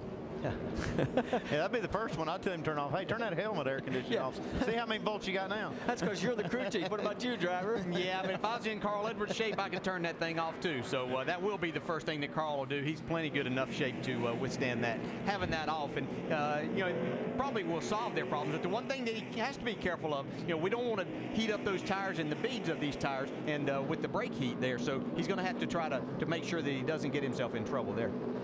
All right, well, while we've got a moment, you heard that all the changes that Dave talked about that were going on the 60 car. Let's take you back and show how this little tap dance worked. Yeah, you see they're putting a little bit extra tape on the grill. I guess the water temperature probably a little lower than they wanted it, and you can stand a little more tape here, get some more downforce. All this is in the right direction, try to get him a little more speed. And Dave, you got one more update? Yes, the fact that the other thing that he wanted during that pit stop was a refill on the water and a bag of ice. So if Carl does turn off that air conditioner, he'll have a little extra liquid on board to help cool himself. Yeah, doesn't take any battery power to have an ice bag in the car. All right, we're getting ready to go back to Green Flag Racing. Before we do, happy birthday, Johnny Benson. Remember, he was in a crash a few weeks ago. He's home recuperating. He's 46 years old today. And get well, Johnny. We miss you. Coming down in the green flag here at New Hampshire International Speedway, it'll be Logano, Edwards, Vickers, Harvick, Speed, and we're back to Green Flag Racing. Got him 3 wide back here going into 1. Yeah, Brendan Gaughan, that might be questionable in NASCAR's eyes. You can't pass to the left until you cross that start-finish line. They might consider that an attempt on Kenny Wallace. It's going to be close there. And those are both lap cars. They are down a lap, and that you won't see next week at Daytona when we go to double file restart. There's a lot at stake right there, though. Those guys are racing for that lucky dog spot in case the caution comes out. And they know this is a time that caution could happen with the cars all bunched up. Got a real log jam coming 3 wide through. That was Justin Allgaier as he was able to hold on to it. Down in that treacherous turn 1, everybody continues to make it through. It's still Logano, and there is the onboard view from Allgaier as he is running in 16th position. He's been the best Dodge all year, but as we get a pass for the lead, Carl Edwards maybe turning off all those switches gave him some more horsepower. Yeah, a little more power and a little more tape on the grill, some more downforce.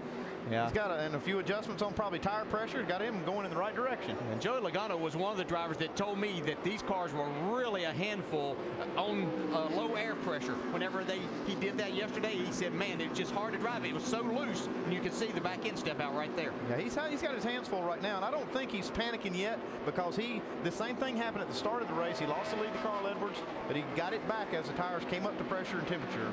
And Brian Vickers goes around him for second. Yeah, and we saw how much better the 20 car was on the longer run. He was able to stretch out over a 2-second lead, so he's just going to be patient right here, I think. So those 3 running in formation. A little further back, there's Brendan Gaughan as he's the lap traffic there. And he has moved ahead of Kenny Wallace for that lucky dog spot. These guys are racing hard among these leaders. You see these other cars are on the lead lap. Kyle Busch, Jason Leffler.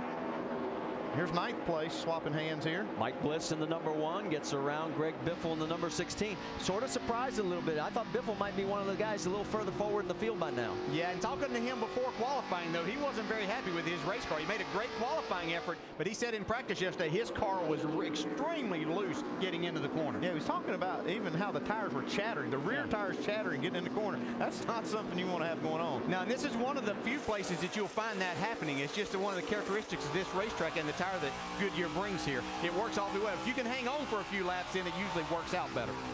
There you see the view from Ken Butler. He is one of our cars that is a lap down. He's in 24th position right now. Meanwhile, back up front, we're watching closely as Brian Vickers, the former champion, is closing in on another former champ. Yeah, he's putting some pressure on. I was watching his lap times, earlier in this first run, and he was one of the faster cars. He didn't have the track position. He's got some now, and he's able to do something with it. He's been really good in this car for the last couple of years, and this is a team that they run the full schedule here, but with different drivers in the car. But Brian seems to really get the most out of the cars and the team whenever he's in the seat. Well, from that shot, you can just see how the cars are just sliding through that corner with the back ends hung out. The drivers have a handful keeping the car under control here.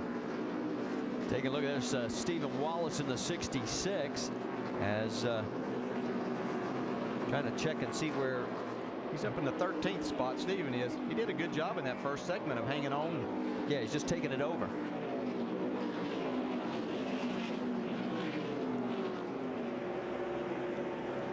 So as we come back on Greg Biffle, we've got more. Jamie from pit lane.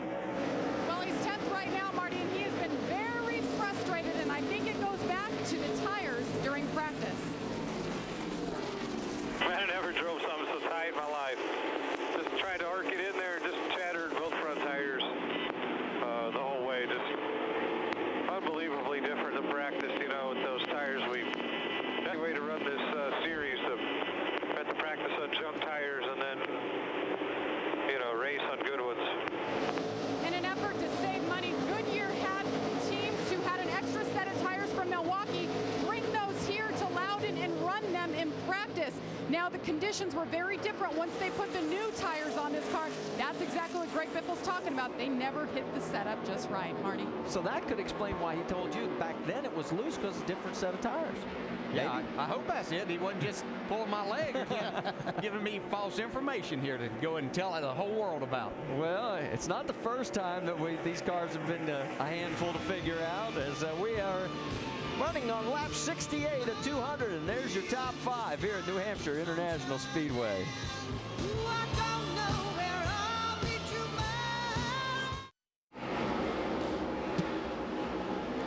The NASCAR Nationwide Series from New Hampshire. Our coverage presented by CC's Pizza as we close in on halfway with Carl Edwards leading Joey Logano, who has just retaken second spot from Brian Vickers. You're watching here the race for 4th and 5th. Scott Speed in the 99, Kyle Busch in the 18.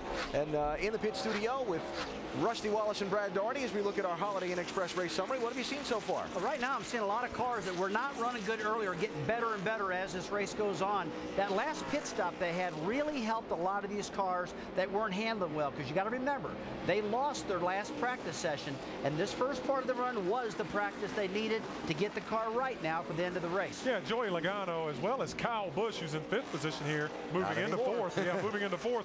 Have been the 2 fastest race cars on the racetrack the past several laps. So look, both of these guys look poised to have great finishes if they can continue and keep up on their pit stops. But the whole first 5 guys, the cast of characters that we're used to seeing. And Kevin Harvick trying to work on Scott Speed there for what would now be the 5th position. One thing I remind you guys about, the racetrack in Milwaukee, Wisconsin, they raced at last week. A lot of guys tested up there. They used to test there for this particular track. As you see a pass now, Kevin Harvick on the bottom there trying to get around Speed. But those 2 tracks are very, very similar. And Carl Edwards is checking out a little bit right now. And he did win the race last weekend, so they might be running that same setup. Yeah, you can see the cars. This is a great shot. You see them sliding around, and Elliott Sadler, who got the lucky dog, got back on the lead lap, was telling me, before the race, you're just slipping and sliding all day long, and it's so hard to gain momentum when you're always drifting and sliding. So you have to be patient and try to advance your car as best you can. And Kevin Harvick's one of the best in the business, obviously. Brad, it takes about 10 or 15 laps to get the air pressure up really where they need to have it. They run left side air pressure very, very low at this racetrack. That gives them grip for the long run. And because of that, you kind of pay early. Joey Logano got passed earlier, and now those pressures are coming back up, and he's getting stronger and stronger now. So a little while ago, as we watch some of these positions in the top 10 settle in the beginning of this run, a little while ago we took you through the top 10 with our up to speed from Nationwide Insurance. Let's dip a little bit farther back in the pack, just outside the top 10. Remember Eric Darnell we saw earlier get that left front fender crunched in a little bit when he was racing with Mike Bliss? That was for the 10th spot back then. Dave Darnell's running 11th right now. They came down pit road. They made an adjustment to that car as far as wedge is concerned. That's a chassis adjustment. They also tugged on that fender a little bit. About 6 laps into the run, the driver radioed back that the car wasn't much better. So Darnell, after starting the day 11th, restarted 11th, he stays at 11th. That car going nowhere right now, Jamie. And the 2008 champ of Clint Boyer is going nothing but backwards since his last stop. Remember, he said how tight he was? Well, they loosened him up by making a track bar adjustment up. Now he's saying it starts off loose, way too loose, and it tightens up quickly, so doesn't have the car he wants as it keeps chattering. Dave? Jamie, how far would you go to make a race car better? Well, Stephen Wallace's team traveled 3,000 miles to give new crew chief Trip Bruce and Stephen a chance to work together and work on their race cars. Because there's a no testing policy in Nationwide, they have to do that at tracks that they aren't racing on this year. They went to Pikes Peak, Colorado, and they learned some stuff, Jamie. And Justin Allgaier behind him. First time here at this racetrack, so he's been moving around, trying to find the right line on this track to be the fastest. He's looking for comfort, and he's also struggling for grip. But he's running top 5 lap times, so far he's getting better as the race goes on. Dave? The 40 car is Scott Wimmer this week. Last weekend, it was Eric Almirola, and as Scott battles on the inside line there with Ken Butler, a little contact there, Wimmer brings it across the start-finish line. Now, crew chief Gary Showalter told me that Almirola will be back in this car a handful of times when Scott's commitment takes him to the Junior Motorsports number 5. So that'll be good to see Gary with his Almirola driver as well as Wimmer doing a good job for that 40 car this season. Right behind him is the 15 of Michael Annett. Michael started 31st today. I talked to him on the grid beforehand, said they had some trouble in qualifying, but they made some adjustments on that race car. It was tight on that first run, air pressure adjustment, and he stays near the front of this field. Vince? And in the orange car, that's Michael McDowell in the 47, currently running 17th. He's been battling a tight race car throughout. This team is in need of a lifeline. They've got one more race left at Daytona next time out before their sponsorship runs out. The driver and the crew are feeling it. They'd really like to have a good day and attract somebody to come give them new life throughout the rest of the summer. Shannon? Vince Scott Lagacy started this race 14th, currently running 18th. Now Lagacy has one start here back in 2005, but he was involved in a wreck on lap 47, so didn't get to turn many laps. He said coming into this weekend, he was in a rookie mentality. He came into the race, the car was a little bit loose. They put 4 tires, made a track bar adjustment and air pressure on the pit stop. The car right now is 0.8 slower than it was before. Looking to come down pit road and get some 4 fresh ones. Jamie? And the man all over the rear bumper of Scott Lagacy is Jason Keller. Talked to the veteran driver this morning. He said he's just so frustrated. The last 3 weeks were standalone events. He should have gained a lot of points. Instead, he went backwards. They had some trouble with the car. He slipped from 6th to 9th in the points. He's looking to have a turnaround here tonight. Started 23rd, he's up to 19th. And the last car on the lead lap, Elliott Sadler, our in-race reporter. The Dodge driver is making his debut in Toyota. Kind of interesting if you ask me. This is the only race he's slated to run this year. It's a Braun Racing Richard Petty Motorsports Union, and we will see this car with these drivers. Casey Kane will be behind the wheel next week. Alan? All right, Jamie, so you've heard reports on all of the top 20, and those are the 20 cars on the lead lap. They're all chasing Carl Edwards. He's one of those 22 faces in 22 races. How you feeling about that streak continuing now? The streak will continue. Oh, I agree. It will continue. That means something's got to happen to Carl. We'll see. You're watching ESPN on ABC.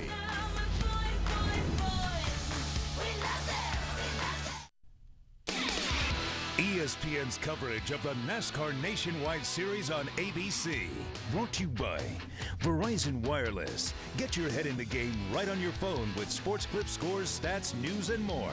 Only on VCast from America's most entertaining network, Verizon Wireless.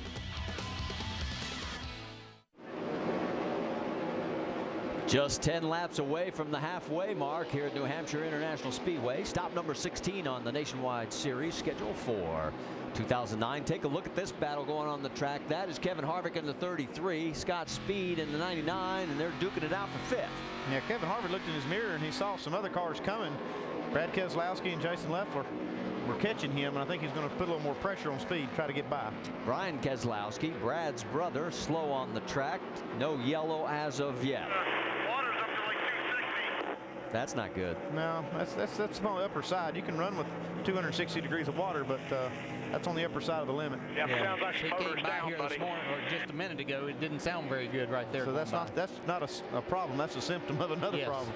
He's in 32nd, several laps down. While all that was going on, nothing changed here as far as Scott Speed's concerned. He's still in front of Kevin Harvick. Yeah, Harvick's been trying for like 25 laps to get around him. He just can't seem to make the pass. He can get up beside Scott Speed, but Scott carries a lot of speed through the center and then off the corner. But you do see these other cars. You see Keselowski coming right there in his mirror, in Harvick's mirror, and that's why he's putting a little more pressure on Speed to try to get by, because if he could get by the 99, get a little more air on the nose, he might be able to drive away. Yeah, and he's also losing touch with those guys in front, the first 4 up there. So he doesn't want to do that in case this continues green and they have to make a green flag pit stop. And speaking of those first 4, it is still Carl Edwards, and then Joey Logano, Ryan Vickers, Kyle Busch, and there goes Kevin Harvick. So he got a good one here. Yeah, he clears the 99. Yeah, that's a veteran driver right there. He's tried a number of times to make that pass, but he saw what he was going to have to do, and you can see Kevin really gas it in the center of the corner there and just kind of put, you talk about that slide job, you can do it going in and coming off the corner too. That's basically what Kevin did. Well, of course, as you look at the 99 of Scott Speed, he came over from the Formula One ranks, and Michael Waltrip, of course, being a good old Southern boy, you got to talk about communication every now and then. You learn so much when you're out on the track. It's good to hear questions. You know, Scott always has good questions to ask, like, what can I expect this track to do? What is some of the keys to the way you get in the corner here or you get off a corner there? So he's just tuned into what he's doing, and his questions are very, very precise.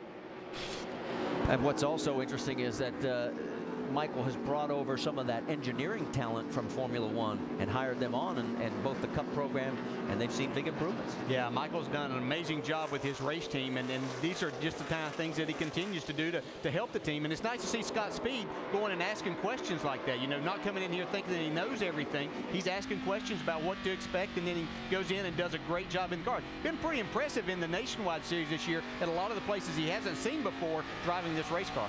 That 01, whoa, he got a little sideways there. That 01 he's trying to get around is Danny O'Quinn, who is lap traffic. And the 88 of Brad Keselowski is right on the 99's back bumper, as there goes Jason Leffler also around the 01. Well, that 88 and 38 have been pretty much hung together all day. They've been racing kind of about that far apart. Sometimes Jason Leffler will get up there and try to take the spot away, but Keselowski's been able to stay in front most of the time. It's been about all year that you've seen those two cars running together, and they are together in the points. You see them running in the way they run right now. They're 4th and 3rd in the points, so they've been together all year long, it seems like. Yeah, 2 solid race teams and good race drivers. Well, as you go on board with Brad Keselowski, he's had 4 straight top 3 finishes. You heard Vince Welch talking earlier about that's not good enough if they want to get back into the championship. They know they've got to win races. Yeah, and they've been talking a lot about Brad Keselowski's future too as to what he's going to do, but he's really focused on trying to win this championship right now. 2 laps away from halfway, and let's take you back a moment ago when our race leader Carl Edwards was trying to get around Jason Keller. See, the leader, he gets a little frustrated sometimes when you're trying to race these guys and put them down a lap, but these guys that are trying to stay on the lead lap, they've got to do all they can, and you see these two racing extremely hard down in the corner. Carl needs just a little bit more room there. And that's a veteran driver in Jason Keller also, knowing that if he can get down there that it might slow Carl down just a little bit. He didn't want to give up any quicker than what he had to. Yeah, and you can see some damage on the left side of the 27, and that could have very easily have cut a tire for Carl. So when you're in a championship chase, yeah, there it is. Definitely. You see some damage, a lot of damage to that left rear quarter pound where it's pulled away. That could have actually hurt the tire or something on the 60 car. There goes Kyle Busch around Keller. Jason right now is the first car one lap down. He's in 20th position. Here we come to the halfway mark. So one more lap, this race will be technically official. Now, leader at halfway has not won the last 8 Nationwide Series races, but Edwards has won 5 times when leading at halfway, most recently Memphis last October. So well, the one thing in his favor is he did not lead lap 3. And that was the other graphic we showed. No lap leader of lap 3 has ever won a race, but I don't think that's going to get in the way of Carl Edwards today. Dave Burns, you've got more on Carl Edwards. Oh, you guys are all over the place, though. So he didn't lead lap 3. He did lead at halfway. He's won this race before. Andy, I thought you said he wouldn't win today. I can't figure out where you guys are landing on this. Which side of the fence? I think he needs to look in his mirror. That 20 car has been coming a little bit. He's got some competition today, that's for sure. And he wanted his crew to make sure and have the spotter check out the right side of that car as he now works under another car he's trying to put down, Scott Lagasse. They said no damage on the right front, but you may have just a little bit on the right rear. They've been keeping their eye on that, but so far no tire smoke or anything for the leader. Well, and take a look at the right front. It looks like it's got a ding in it. There's a tire mark from the contact earlier with Jason Keller on the right rear. Yeah, and you can see, you remember Rusty talking earlier about when these guys really needed to make a pass, they'd be down there on that yellow line, and you could see Carl Edwards doing that down in turn 1. Yeah, that definitely hurt the 60 because he's lost a little speed since that contact. You see the 20 and Brian Vickers now moving in on the leader. All right, let's go back and take another look at what happened with Carl. This is a different view. You see, he was trying to get down in the corner and get around Scott Lagasse, trying to keep his speed up, but you can see he got the right front corner in the left rear just a little bit. Yeah, you can see a little damage from that contact. Yeah. So he's got that and the damage from Keller when they bang wheels. Left side of the car looks great, though. All right, it's Edwards leading by just 0.3 of a second over Joey Logano, Brian Vickers, Kyle Busch, Kevin Harvick. That's your top 5 after 103 laps. Stay with us.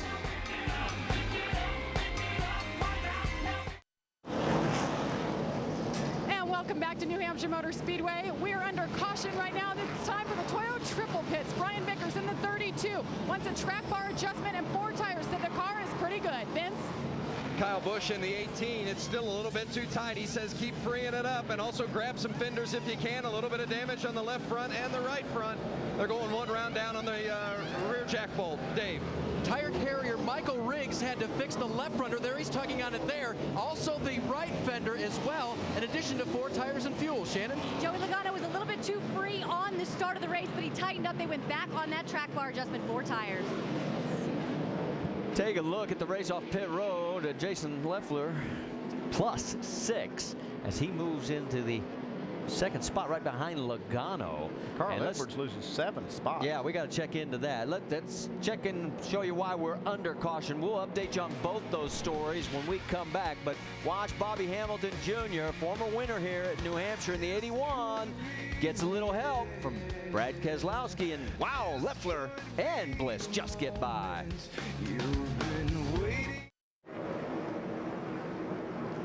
Getting ready to go back to green flag racing on lap 110 here at the Nationwide Series at New Hampshire, presented by CC's Pizza. It is Joey Logano, Jason Leffler, courtesy of a 2-tire stop, is in second in the 38. Brian Vickers is third, Kyle Busch fourth, Scott Speed is fifth. And Logano trying to check out. Yeah, this hasn't been his strong suit as far as getting going on the restarts here. They might have made a little air pressure adjustment to see if they could help that this time. Yeah, they could have, but they didn't have Carl Edwards up there to check out on them.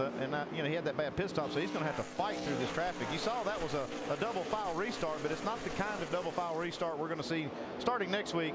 They're going to line these guys up in their positions double file. So, we got Kenny Wallace gets real loose getting in the corner. Well, I think he was lucky to save that. I think he had a little help from Scott Speed. Yeah, he's lucky to save that one. But we will see the double file restarts come into play next week at Daytona. Yeah, talk a little strategy here. How about Jason Leffler taking 2 tires this time? They're going to have to make one more pit stop, and you would think that might be when everybody will opt for 2 tires at that time. Yeah, I would have wanted to wait and do that on that last caution, maybe play that card then. Right now is not really the time to make that work for you, because he's going to be caught with a decision of having to put on 4 tires or yet another 2-tire stop. There you see the view, and out the back there is from Jason's car, and there's the 18 going underneath him. So Kyle Busch gets around Jason Leffler. So move Kyle into third, going after the 32 of Brian Vickers for second. Now, they've had a couple opportunities to work on this 18 car in the pits, and I'm thinking they're getting it closer and closer to Kyle's liking. Yeah, Vickers' car was good last run too, and we heard them say they were going to make a slight track bar adjustment on it. So it'll be interesting to see if that's good enough to get him up there to run with the 20 car. While all this is going on, I know Carl Edwards fans are saying, wait a minute, update us on that. Well, Carl came out in 8th position. He is still in 8th position. They had a disastrous pit stop. And when we get a chance, we will show it to you, I promise. And there is Carl as he's got Mike Bliss right in front of him. And in fact, let's take you back and show you what happened. Watch the right front. Everything goes good right here. You see the car come into the pit stall. Right front tire changer now. You see he doesn't get all the lug nuts off on the first try. This costs a little time, but watch this. He loses even more time dropping lug nuts going back on. Sometimes when you have a problem as a tire changer, it compounds itself because you're trying to make up for that. All right, guys, shake it off, shake it off. You guys are the best pit crew down there. That's an odd mistake. It's a rare mistake. Don't sweat it. We got another one.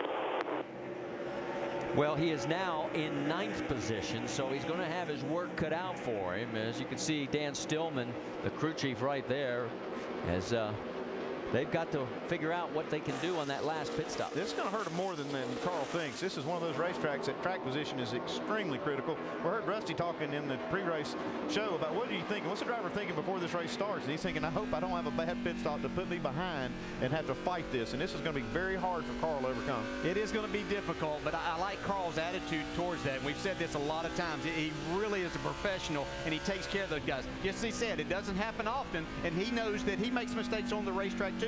They don't jump all over him, so I like that support of your crew. Are you saying that there's another driver in this field that might not have been so gracious? Well, there might be one or so out there. Scott Speed getting the spot from Leffler. It's looking like the 2-tire stop is not really working out for this team, this 38 team. Yeah, and talking to a lot of the guys down there before the qualifying this morning, they weren't really sure if that was going to work with this tire and everything this time because they didn't get enough laps on the tires yesterday. They only got 35 laps of practice, basically. So now has Jason Leffler told every other crew chief on pit lane, forget about 2 tires? I think so, because every one of them are watching this, and you see a car going backwards on 2 tires. And not only that, these other drivers are driving by him. They know he's on 2 tires, so when the caution comes out, that driver's going to be calling for 4. Yeah, and the other factor that could be there is how many laps are left. Somebody might still take a chance. If you have a little better handling race car, that 2 tires never works good on a race car that's not handling very good, so it may work for some of the guys up front a little better. Well, all this revolves around last year at lap 129 when we saw a variety of pit stops. We've still got a lot of racing to go, and the Braun Racing team, Jason Leffler, Vickers, Lamar, 32 starts, 7 top 5s. Leffler has had most of them.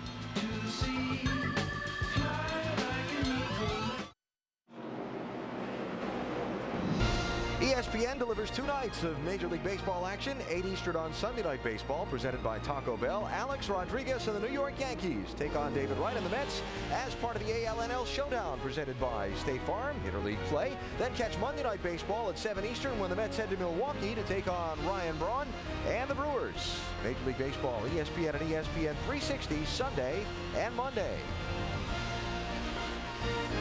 The NASCAR Nationwide Series at New Hampshire, presented by CC's Pizza. We talked about rain being in the forecast. That is looking across the track from turn 3 beyond turns 1 and 2. It's a little dark out there. I think it's going to miss us, so Brad. The wind is picking up just a little bit, so it could blow over us or it could blow into us. But I think we're going to get this thing in. Obviously, we will because we're past halfway. Yeah, now we're past the point that it's an official race. So if rain should come in and get closer to the racetrack, that really puts the pressure on these crew chiefs. Remember, these teams are all going to need to stop one more time before this race is done. Joey Logano leads. Brian Vickers is about 0.8 of a second behind him in the yellow car. There's third place Kyle Busch, who had something interesting to say just a minute ago. Blow it up. Check your gauges. Make sure it's not your battery here. It is. It is what? The battery? If it's a battery, go ahead and switch to 2. All the way to 2, right? Don't go in between. Yeah, all the way to 2. All the way to 2. 2 only. Explain, please, sir. Well, he's just got a bad battery, evidently. They have 2 batteries in this car, so he can switch to the backup battery.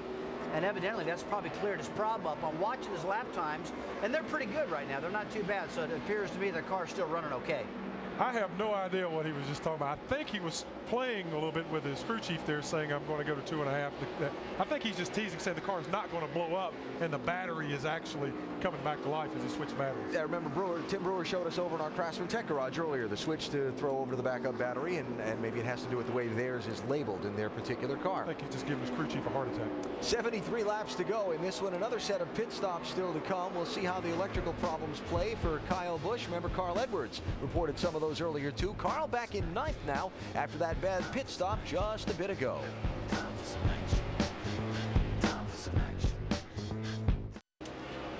Let's recap the race thus far with our Verizon Wireless race rundown. Joey Logano with the 3rd straight pole in races he's competed in the Nationwide Series. He led the field of the green flag with Carl Edwards alongside. Logano led most of the opening 59 laps, but then... Well, Carl just got on the bottom of the racetrack and drove right underneath Joey right there. But I'll tell you what, it took about 4 or 5 laps for that thing to slow up. It looked pretty fast right there, but you can tell that bottom's where you need to go. Got to be on the bottom of that racetrack, and we see Carl Edwards come in for his last pit stop, and he loses 7 spots, and he has not made them up as of right now on the racetrack. He is still 9th, so we're going to see if Carl can march back to the front. Came down pit road at lap 107 leading, came out in 8th position, and Edwards now is running in 9th spot, while Logano leads the race 1.8 seconds ahead of a new 2nd place runner. Kyle Busch has just moved around Brian Vickers to take 2nd. Here he comes. Now, talk about a complete opposite MO, right? Kyle Busch has led the most laps in the last 8 races and has only won a couple of them. He hadn't led a lot of laps in this one. Jamie? He has been fighting this car. Clint Boyer said it's loose and tight. He finally just said something is wrong. There's a bad vibration. I'm so tight in the middle, so he just brought it on down pit road. They took a look at it, made a slight adjustment. He's back out, guys. All right, so that's going to drop Clint Boyer off of the lead lap. And again, all these leaders are going to have to make another pit stop in just a little bit. So Joey Logano could continue the streak of different winners at this racetrack were he able to get to the checkered flag first. But there are some guys trying to chase him down who have won here before. Guys in the booth, we'll see how it plays out. And Clint Boyer will be the only guy right now that can go the rest of the distance, and he is 1 lap down right now as a result of that in 23rd position. You see Joey Logano out in front of Kyle Busch by 1.5 seconds here at the Camping World RV Sales 200. Presented by Turtle Wax, and it is getting a little darker. Hopefully we're going to get all 200 laps in on this race. There's Kyle. You see the gap on what it looks like on your screen. And then Brian Vickers giving this 32 car a great ride today in 3rd. Scott Speed, the top 4 cars, all Toyotas, and until Jason Leffler got passed by Kevin Harvick for 5th, it was a top 5 Toyota show. Yeah, these Toyotas are awful strong here today. This racetrack now has got shade all the way around. It's going to change the way the way the track is for these cars and the way the cars are handling. We've had some bright sun on it, and the track temperature is going to drop a lot now with this cloud cover. Yeah, probably hear some guys talk about their cars getting tight once again. If they've been working in that direction a little bit, then they might find the thing to go even tighter than what they have been. Scott Speed doing a great job in this 99 car. Well, let's get an update on our race leader, Shannon Spake. Marty, the team has let Joey Logano know that Kyle Busch in that 18 car has moved into 2nd.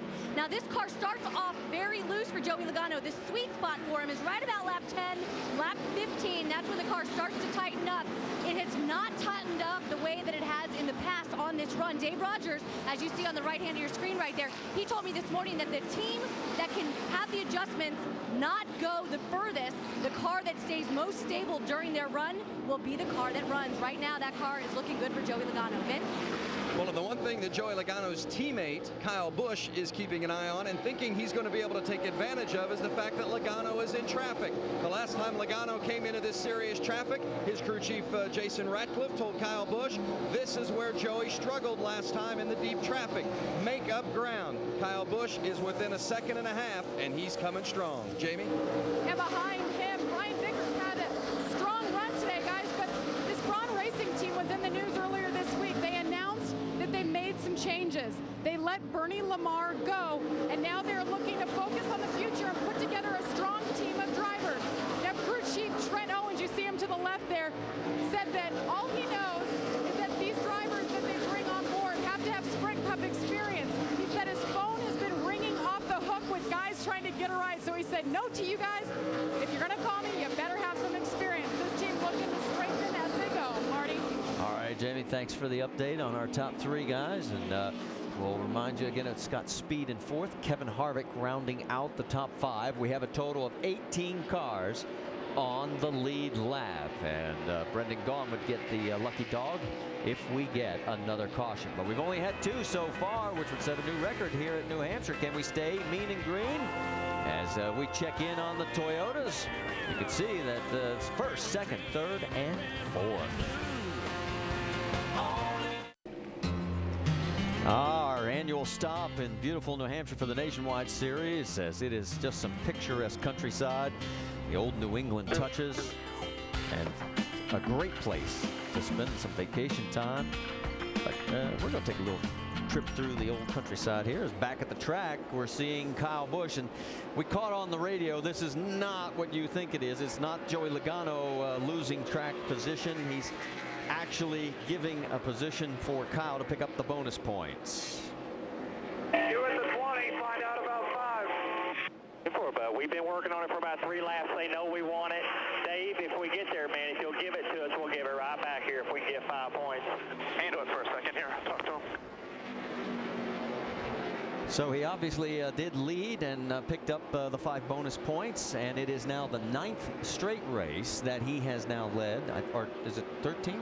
13 straight races that he has now led, and he's only won 2 of those. But he did get the 5 points. I don't necessarily agree with that. I don't think if he'd have come and asked me as the crew chief that I would have given him that, but they did that, and it does give him 5 points towards that championship. I just don't know if I'll do it and try to compromise my effort of trying to win.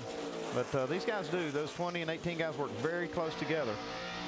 That's one reason. Yeah, they might have. I think the 20 thinks that he's still got him covered. Even though that Kyle is running down here and got closer, I think the 20 still thinks he's better. Well, to back that up, this is the latest in the season where he has taken the lead for the first time in a race when he has led. It's a good race right here. Carl Edwards finally making up some spots. He's made up 1 spot on Bliss. Now he's trying to get another one from Keselowski after that terrible pit stop where he lost 7 spots. And if he can clear him, he'll take over 7th, and he does. And Keselowski's going to lose another spot to Bliss. All right, let's check in again on the 18 situation. And Vince, you've got more from pit lane. Some good teamwork between the crew chiefs, between you and Dave Rogers. He let your driver go by. Now can you get back by for real? Right now the cars are pretty even. I don't know. We'll see. It seems like this cloud cover's definitely helped our car out. Z-Line Toyota's been pretty good all day, but I think we can get to him. But right now I just don't know if we got enough to pass him. Earlier you were talking about conserving fuel, and then you decided to go against it, and Kyle picked up a couple of tenths. What changed your balance there between conserving and going for it? Well, I told him after that last pit stop we needed to save a little gas.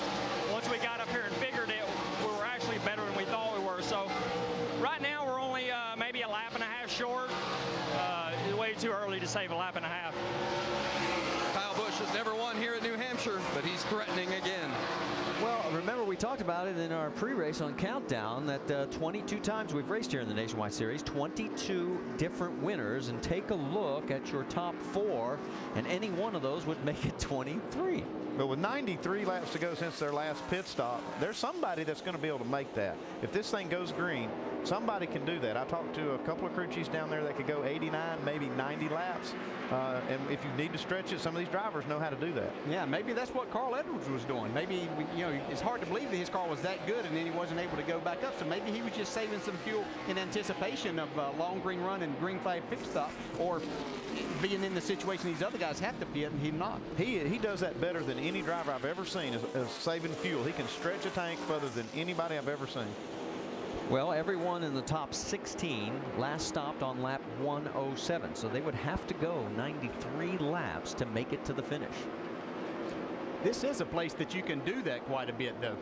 You see the number 2 there, Sean Case. He is going down for a lap.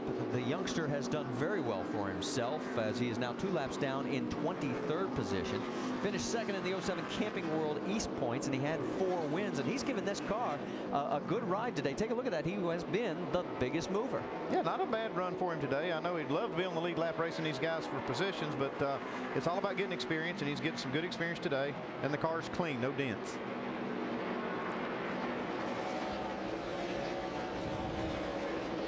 So as we move a little bit further back, we're going to try and check in. There is Mike Bliss. We're hearing Shannon Spake that they may try and go the distance. Well, that is what the team has told Mike Bliss right now at this point. They're saying that they can go to the end of the race on fuel. Oh, okay. Well, he stopped on lap 107. They're saying they can do 93 laps. Well, if you have a race car that you've gotten pretty free, the car rolls good, you can roll out of the throttle early here, not use any brake, let the car roll, and then be easy getting back to the throttle. And you actually won't lose a lot of speed, but you can save a lot of fuel. Sometimes you can actually pick up speed with that kind of strategy. I've seen that happen many times. You tell your driver, hey, we need to save some fuel, or you have a little problem with the brakes, and actually pick up time. That car right in front of the number 1 is the 60 of Carl Edwards. And we've got a caution out on the track. We've got debris, and they're saying it's over in turn number 3. So our 3rd caution of the day comes out here at New Hampshire at lap number 156, and that may change up all of the strategy. Yeah, that's a good thing we got all that in before that caution, because it doesn't mean a thing now. But it will be interesting to see if anybody goes with 2 tires now. There you see the debris. Looks like a spring rubber laying on the track. Well, we are still under the record for fewest cautions. 4 times it's happened twice. We're on our 3rd right now, and yep, that's what a spring rubber looks like. I'd take my chances if I was the 20 car. I'd take my chances with 4 tires. Get 4 right here and get out. I know there's going to be some strategy plays pulled here, but he's got a great race car and 4 tires. If I was going to lose today with that 20 car, it'd have to be with 4 tires on. Yeah, but that's the team that last year took 2 tires and won the race. Well, everybody loads up. We can tell you it will be Clint Boyer getting the Aaron's lucky dog, as he is the first car 1 lap down in 19th position. And we're waiting for everybody to come in, and this is where we were last year. Remember the 20 car with Tony Stewart at the wheel? The 20 car won that race last year. Joey Logano's at the wheel this year. They took 2 tires in that last stop, and it's time now for Toyo Tires triple pits. And Jamie, you're up again. And Brian Vickers, they just decided to take 4 tires. They were talking about 2. He said he's just a little too loose, can't arc it in like that 18 and 20. 4 tires and a track bar adjustment. Vince? Kyle Busch in the 18, going to take on right sides only. The car has been really good on this last run, and a good clean stop for the 18, Dave. Scott Speed, bottom of your screen, tight in the middle of, 2 tires and fuel, he leaves. Shannon. Dave, the good thing about having a teammate is you know what he's going to do before he comes down pit road. Dave Rogers, 2 tires for the 20 car. So let's check on the race off pit road, and the top 2 stay the same. Scott Speed picked up 1, Brad Keselowski picks up 4, and Brian Vickers, ooh, is that going to hurt? Got 4 tires on the car there, loses 3 spots to get them. Yep. Can he make them up? That was the big question that was answered last year. It seemed to be 2 tires then, but we saw Leffler take 2 tires earlier, and it didn't work for him. There's the race off pit road. That's how close it was. This is going to be good going home.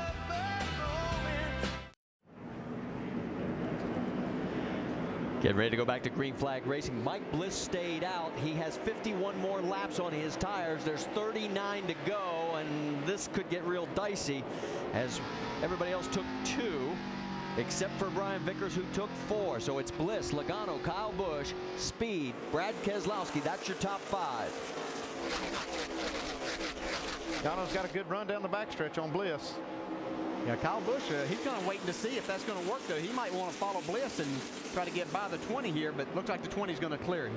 So he's got back to the lead. Here comes Kyle Busch. So Bliss became our 5th leader. We've now had a total of 10 lead changes, and here comes Kyle Busch into 2nd place, moving Bliss back to 3rd. The 2-car Sean Case is lap traffic. Then you've got the 99 of Scott Speed. Scott Speed has had a really solid run to be his first run here at this racetrack, and it seems like every time he drives this 99 car, they just keep getting better and better. Yeah. Well, he's got to get around Case because he wants to get up closer to Bliss and get around him to try and get into that battle for the top 3 spots before those 2 Toyotas running high.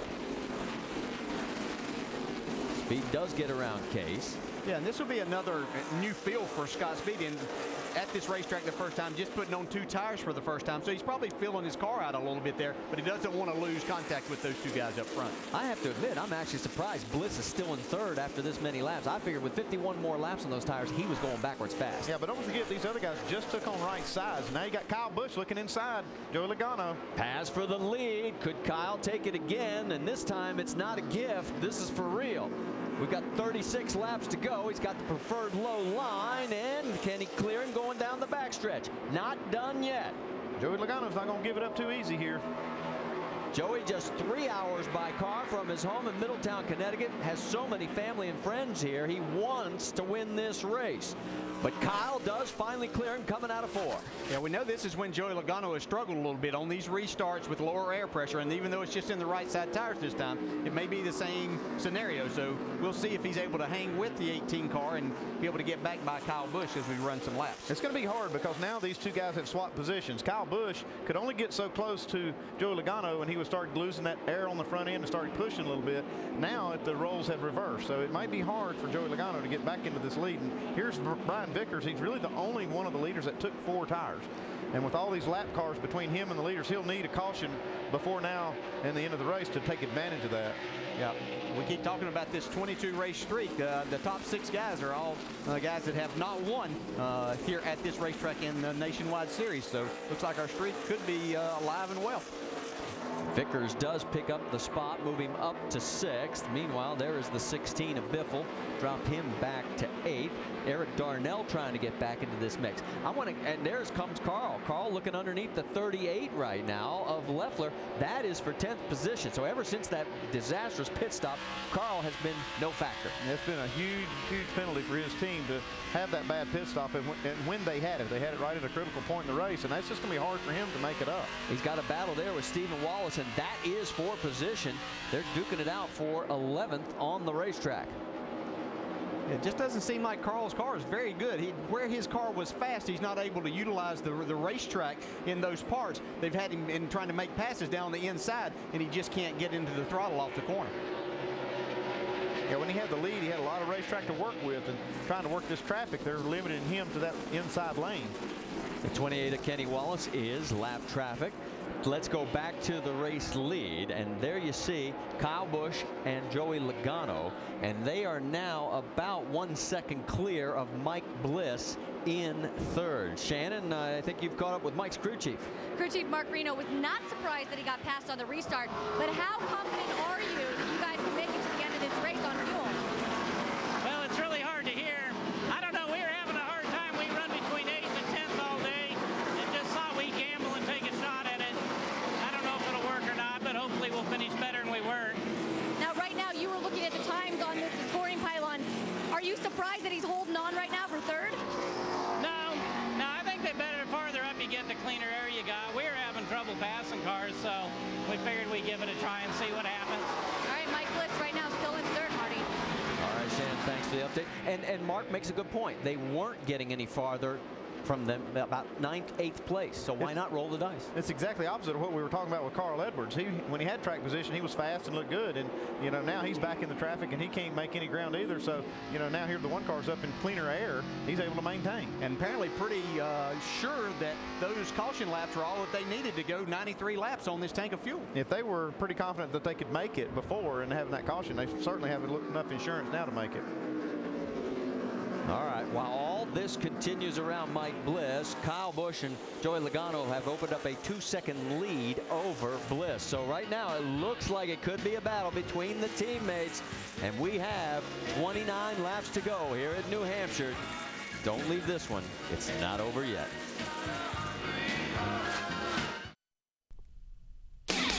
ESPN's coverage of the NASCAR Nationwide Series on ABC. Brought to you by Cici's Pizza, home of the endless pizza, pasta, salad, and dessert buffet. Toyo Tires. Toyo Tires are driven to perform. And Lultramin Ultra, the one-week killer cure for athlete's foot.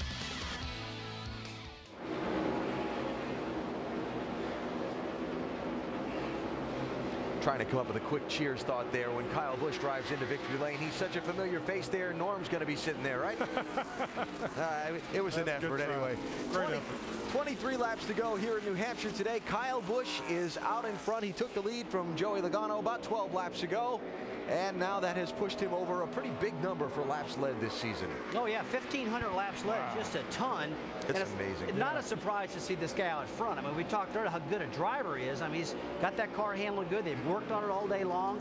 Talking again, he lost that second practice session. They worked hard, and now they got that car flying. But it looks like the 18 car and his teammate, Joey Logano, almost identical times right now. Yeah, see, I think Joey's playing a little bit of possum here. I think he's just sitting right back behind Kyle riding. And as we get closer to the end here, I think that 20 car is the best car on the racetrack. I think he'll drive around Kyle Busch once we get to the end of this thing. All right, mark it down. Brad's just made his prediction. Other guy I want to talk about is Carl Edwards, the other guy doing the double championship bid this year. He trails Kyle Busch by 127 points starting the day. Remember, Carl had the bad pit stop back at lap 107. He came in leading. He went out 8th. And never really made any ground up in that long green flag stretch up to the next pit stop at 158. We were kind of surprised at their strategy. Yeah, Rusty asked me, he said, what would you do if you're coming down right now? We were watching them roll down. I said, I'd take 2 tires. Of course, it's easy to sit back and armchair quarterback, but I at least would have tried to gain more track position. It's so hard to pass here. You got to make up spots in the pits, and they didn't do that. Yeah, I mean, everybody always, questions their call all the time. Yeah. 2 tires, 4 tires. It's a hard call, but, looking back at it right now, 2 tires was probably the right thing to do. That's kind of the fun of being a sports fan, isn't it? That's right, man. We could sit back on the couch and question what all you people out there in competition do. That's right. So not been a good day on pit road for the Edwards team. They lost the 3 positions on the other stop because they took 4 tires, and some other people that were behind them in the race took 2. And, of course, the big moment of the race for him, that disastrous pit stop at lap 107 that dropped him from 1st to 8th. So back to the action here as we try to settle out some spots in the final laps, and watching Scott Speed and Brian Vickers go at it for 5th. Hey, Hank Petrie, you're a championship crew chief. What were you thinking about that call? I think if I'd have been Carl, I'd have stayed out. I wouldn't have got any tires. He was in front of Mike Bliss whenever the caution came out. Bliss is sitting in 3rd right now. So, yeah, I don't think 4 tires was the right call on the 60 car, but that's easy to say now. As we watch this race kind of wind down, you see these 2 cars racing for position. That 32 car has 4 tires, and Scott Speed's only got 2. I can see Vickers making up these spots, but does he have enough time to really take advantage of it? Yeah, I don't really think that he does. And been watching those 2 guys up front and watching the times there as Brad made his bold prediction that Joey Logano was sitting there and setting Kyle Busch up again. Those 2 cars have been pretty equal. Logano beating him maybe a couple of hundredths, maybe a 10th every other lap. Yeah, I still think that 4 tires would have been a better call for the 20 because he has that #1 pit stall down there, and he wouldn't have lost near as much ground getting 4 tires. Yeah. And his car was so good when they had 4 tires on it. This was about the only kind of situation that he was really going to get beat on, and he still might get back by this 18 car, but he's got his work cut out for him. He got a blown engine or something here with the 24. Well, that's Eric McClure, and he is definitely lost it. It could be the rear end. Can't tell if it's the motor or the rear end, but looks like engine. He's had some scary moments at this racetrack, and there is no caution on the racetrack. This is 3rd place right now. Brad Keselowski, remember, he's got 4 top 3s in a row. If he gets around Bliss, he can make it 5. I'm surprised that didn't bring out a caution. That was a lot of smoke that came out of that car. Yeah, right in the groove. Look, it's clean so far. Nobody's having any problems, it doesn't look like. So staying green. Because Keselowski's got a nose under Mike Bliss. Not going to be able to make it hold off of turn 2 as they go down the backstretch. Vince, you've got more on Brad? Well, Brad Keselowski said just a few laps ago, this is the best my car has been all day long. They've been working on it all day to try to get it comfortable for him, and they finally seem to have hit the sweet spot. He's had a first place, a second place, and 2/3 in his last 4 races, and he's knocking on the door again here today in the 88. And while you finished up, we saw Brian Vickers finally get around and clear the 99 of Scott Speed, so move Vickers up to 5th.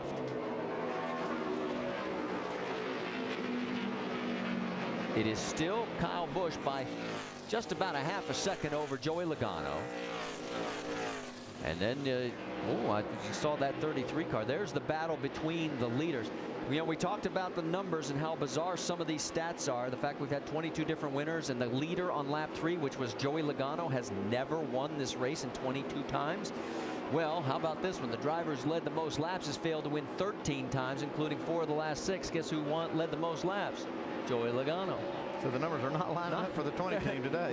No, they just aren't. And don't ask us to try and figure it out, folks. It's just stuff that keeps reoccurring, and you would think that streak would be broken over the period of 23 years, both of them. Yeah, and as this 20 car got a little bit closer to the back bumper of Kyle Busch, Kyle just kind of checked on out. He's really negotiating the traffic well, and I think that's where he's able to pull away and put a little distance between himself and Joey Logano. Oh, Andy, I think you're right. I think they may be second-guessing themselves on that 2-tire, 4-tire on the 20 car. Well, it's too late to second-guess it for now. They just got to race hard as they can, but it looks like this track position is just really hurting the 20. I mean, he had that lead. His car was really good. Losing that track position to Kyle is really hurting them. I don't think they're going to be able to get their car back up front if they don't have a caution or something to change this race. Well, we can tell you the 24 car is behind the wall, and so that means we now have 32 cars out of the 43 still out on the track. Yeah, and I think we might have seen Kyle Busch kind of turn the tide here and the tables on these guys today. He's been leading a lot of these races. Everybody's seeing what he's had. They've been able to work on their cars and then make a move and pass him at the end. That's exactly what Kyle Busch has done today as we watch this battle continue for 3rd. Well, I'll tell you what, it is so fascinating to watch Mike Bliss hold on to 3rd position. Remember, he last pitted on lap number 107. We're working lap number 190. And just like Mark Reno, his crew chief, said that they were stuck back in 8th spot. They weren't able to make any ground. They're sitting here in 3rd. They might lose this spot if it goes all the way to the end to this 88, but I don't believe he's going to lose any more than that. Well, unless 88 wrecks him. Yeah. He might lose a lot of spots. Yeah. Well, and Brad sort of gives him a little breathing space there. But then he says, okay, enough's enough. Here I come again. Yeah, you can see Brad getting down on that apron trying to work that part and get his car turned so he can get under Mike Bliss, but Mike's not giving him any extra room. It's just 10 laps to go, and it's conceivable that he could hold him off for 10 laps.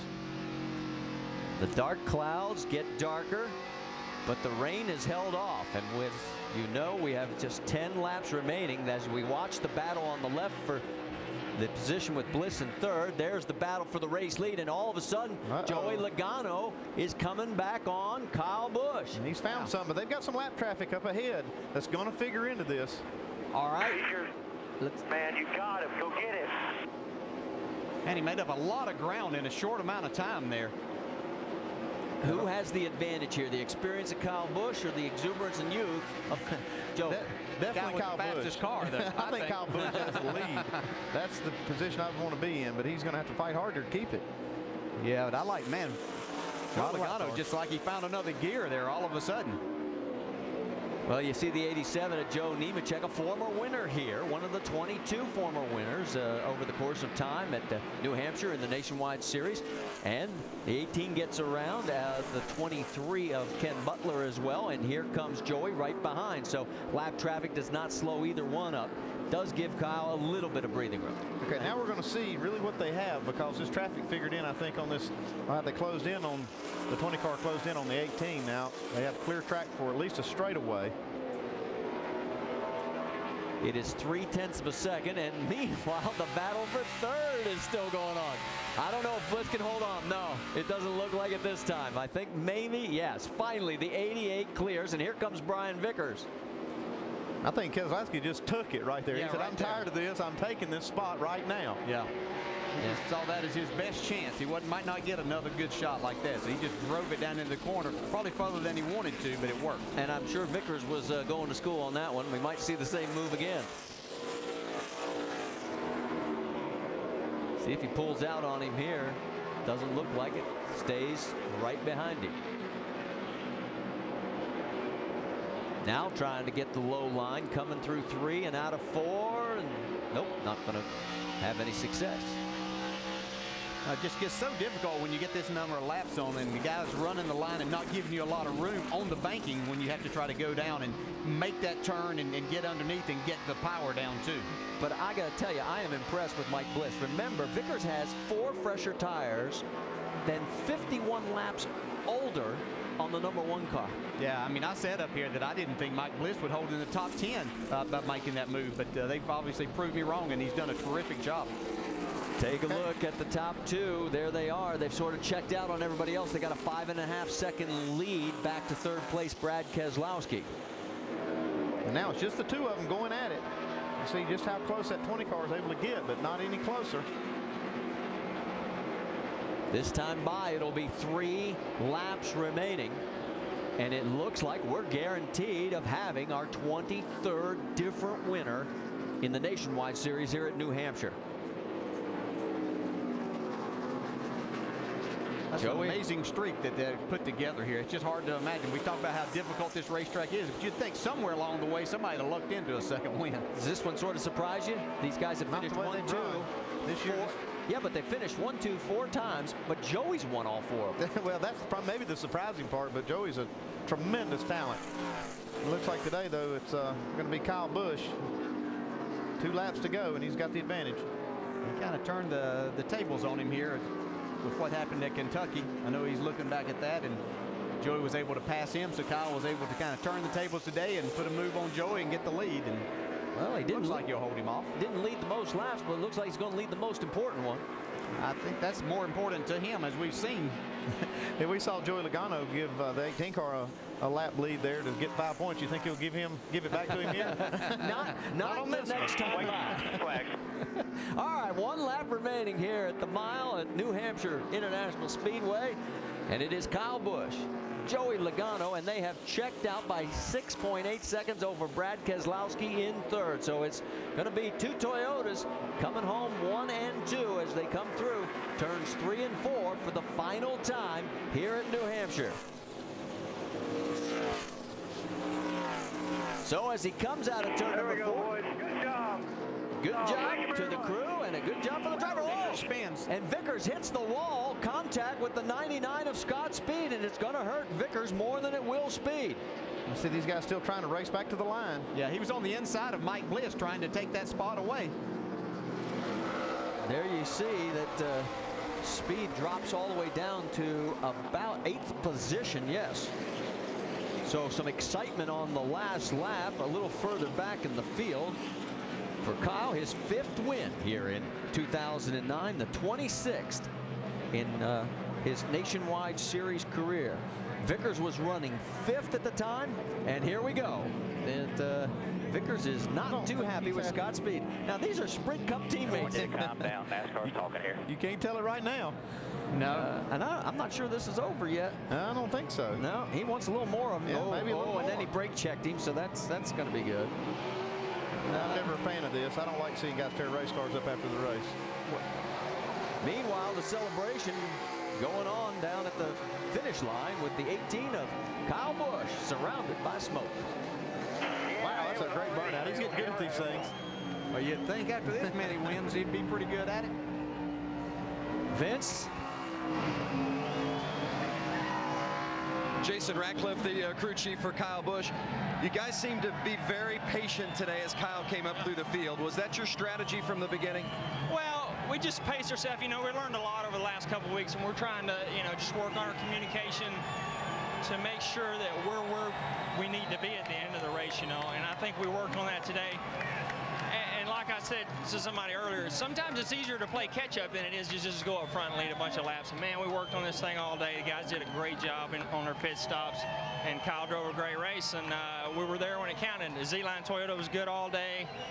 This team's awesome. And man, I just gotta thank God for the opportunities and for holding off the rain today. So it was an awesome day for us.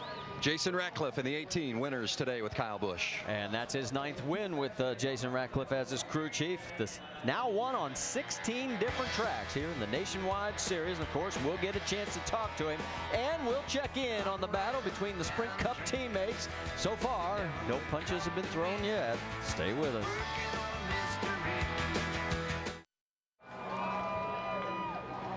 Well, looking down on victory lane here at the Camping World RV Sales 200 presented by Turtle Wax. Let's talk to our winner, Vince Welch.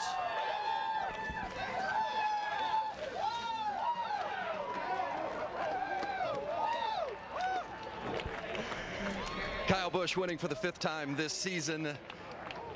The second place finishes of the last couple of weeks have been equally frustrating for you, I think, as much as the victories have been satisfying. How good does it feel to be in victory lane at New Hampshire for the first time? It feels pretty awesome. You know, this place is real tough on me for some reason. It kind of eludes me, but really got to thank Z-Line Designs, Jim Sexton, and Monica. You know, this was awesome. A great effort by the whole team, Jason, myself. And to beat Joey, you know, he's got a lot of laps around here, so that's pretty special. That kid's very talented. So, you know, I want to thank Staples for jumping on board with us, NOS Energy Drink, Toyota, Marquis Jets, Gillette, DirecTV, and of course thank all the great fans that were out here for the NASCAR race today. You came through the field methodically, using a lot of patience. What did you see from Joey's car that knew you were going to have an opportunity to slide under him for the winning pass? I didn't think I really had an opportunity. You know, we just kept adjusting on our car all day. Normally when we're out front, we don't adjust on it, you know, so today we didn't have the winning car, we made the winning car, you know, and that's just what seems to be the different thing about, you know, about our cars sometimes. Sometimes we're out front, we're content with what we've got, and we end up getting beaten in the end and get the, you know, the show stolen from us. So can't even speak right now. But this is great. You know, Ratcliffe and myself, we talked this past week about what we need to do in order to get better, in order to take this team to victory lane instead of finishing second week in and week out. And this is a good step in the right direction. So really proud of Jason and Joel and all these guys here. It was a winning combination for Kyle Busch and his crew chief, Jason Ratcliffe. A 162-point lead now for Kyle Busch in the championship chase. That's the largest lead of the season. Marty? All right, thanks, Vince. His 10th NASCAR win in 09, 3 in Cup, 5 here in the Nationwide Series, and 2 in the Camping World Truck Series. Here's our ticket to race. Cup upcoming dates, of course, next week in Daytona, then on to Chicagoland and Gateway, and then in ORP. Stay with us. We're coming right back.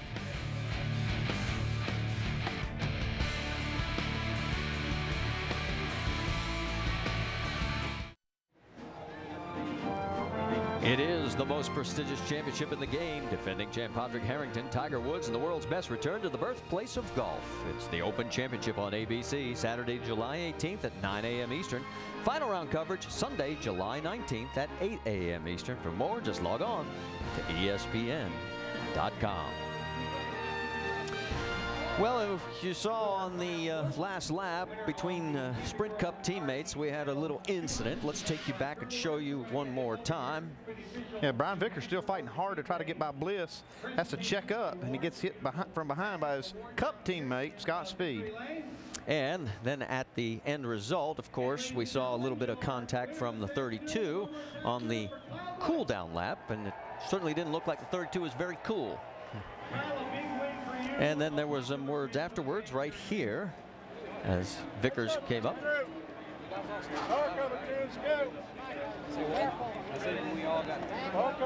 Well, and nothing happened much more than that, but let's catch up with him. Jamie is caught up with Scott Speed. Well, Scott Speed had an impressive top 5 run all day long until the end. The one guy you get into is your teammate on the Cup side. What happened, Scott? Well, we all went in the last corner, like the 3 of us all together. We're all on different tires. The one had no tires. We had 2 tires. Brian had 4. So we all went in the last corner, and they just checked up and couldn't stop in time and got in the back of Brian, and we both went up the track. So it was unfortunate for both of us. But at least we had a good run all day. I mean, Michael Waltrip did, the car was awesome all day, obviously. And, yeah, we'll keep it from here. What did Brian say to you? We saw him come up. You guys had a little talk. Well, Brian's a little bit heated for sure, but luckily we're teammates, so we'll get to talk it out. Hopefully we'll do it in counseling. All right, well, Scott Speed walks away with a smile on his face, 8th place on the day. And there you see some of the damage left on the 32 car from Scott Speed and the contact, and Brian Vickers in the 32. And you saw the exchange of words that they had right after the race was over. Yeah, you can understand the frustration from Vickers, but I also saw both sides of that. Well, Brian Vickers, though, was trying to stay off the one car and not get into Mike Bliss. Now, this is what happened after the checkered flag. Yeah, this is the part I don't like. I don't like seeing guys tear up race cars when the race is over. Already got enough damage. Let's don't tear them up any worse. We'll get out here and talk about it. Do, like you said, a little counseling after the race, but don't tear the cars up. Yeah, the team owner is the one who suffers here because he's got to write the check. Yeah, he didn't do anything. And there was the hardest hit when he got brake checked by Scott and basically said, "I'm tired of you pushing me." And Jamie has caught up with Brian Vickers. And Brian Vickers, what an eventful day today. Ran up there, almost charged in there for the lead for a while. But on the last lap, you and your teammate get together. What happened from your perspective? He ran into the back of us. He said we slowed down for the turn. I mean, I don't know how else to get through a turn other than slow down. I mean, I don't know what his problem is. I don't know if he's frustrated because he runs so bad in the Cup Series, but he just flat ran into us and wrecked us. I've never had a teammate do that to me before. What'd you say to him when you guys did get together post-race? I asked him what he was thinking. I was like, dude, we're racing for 5th, and you're going to wreck me? I mean, seriously? And the only thing he could say was, oh, I couldn't slow down. You guys stopped in front of me. You guys slowed down in front of me. No kidding. It's a turn. I've got to stop and turn left. So not much of an excuse. Frustrating day for Brian Vickers. Brings it home 12th. So that should be an interesting conversation when they get back to the team transporter as the celebration continues down in victory lane. And as we get a moment to catch up with second place in the points championship, Carl Edwards did manage to move up a couple of spots because of that last lap incident to 6th. Dave Burns. Yeah, it was a great pickup right there at the end for Carl as he signs a couple autographs for fans here. But I know you wish for a lot more. You led 51 laps today. Talk about how the car and the pit stops got away from you. This ortho fusion was great. You know, we had all the Scots folks down here and the ortho folks, and after we ran so well last week in Milwaukee, we really felt like we had a great car and led a bunch. We just had a little bit of trouble on the pit stop. My guys are really good on pit road. They don't have much trouble there, so you know, hopefully this is just a rarity and we can go on and keep running like we are. You know, the result's not good, but the idea or the fact that we ran so well, that's great, man. Something we debated, would you have preferred on that last stop to have taken 2 tires or none versus 4? I know Dan was working on your race car, but would you prefer track position? I thought about that when I was watching Greg and Mike Bliss and those guys, and 2 tires might have been that might have been the deal, but you know, we thought we had an adjustment where we could put 4 good years on and go fast at the beginning, but boy, I was sawing in there for the first few laps, and it just cost me some positions. But still a great race, and it's fun to go out there and lead and have cars that are this good, and we'll get them. And that'll be in the notebook for next year, guys.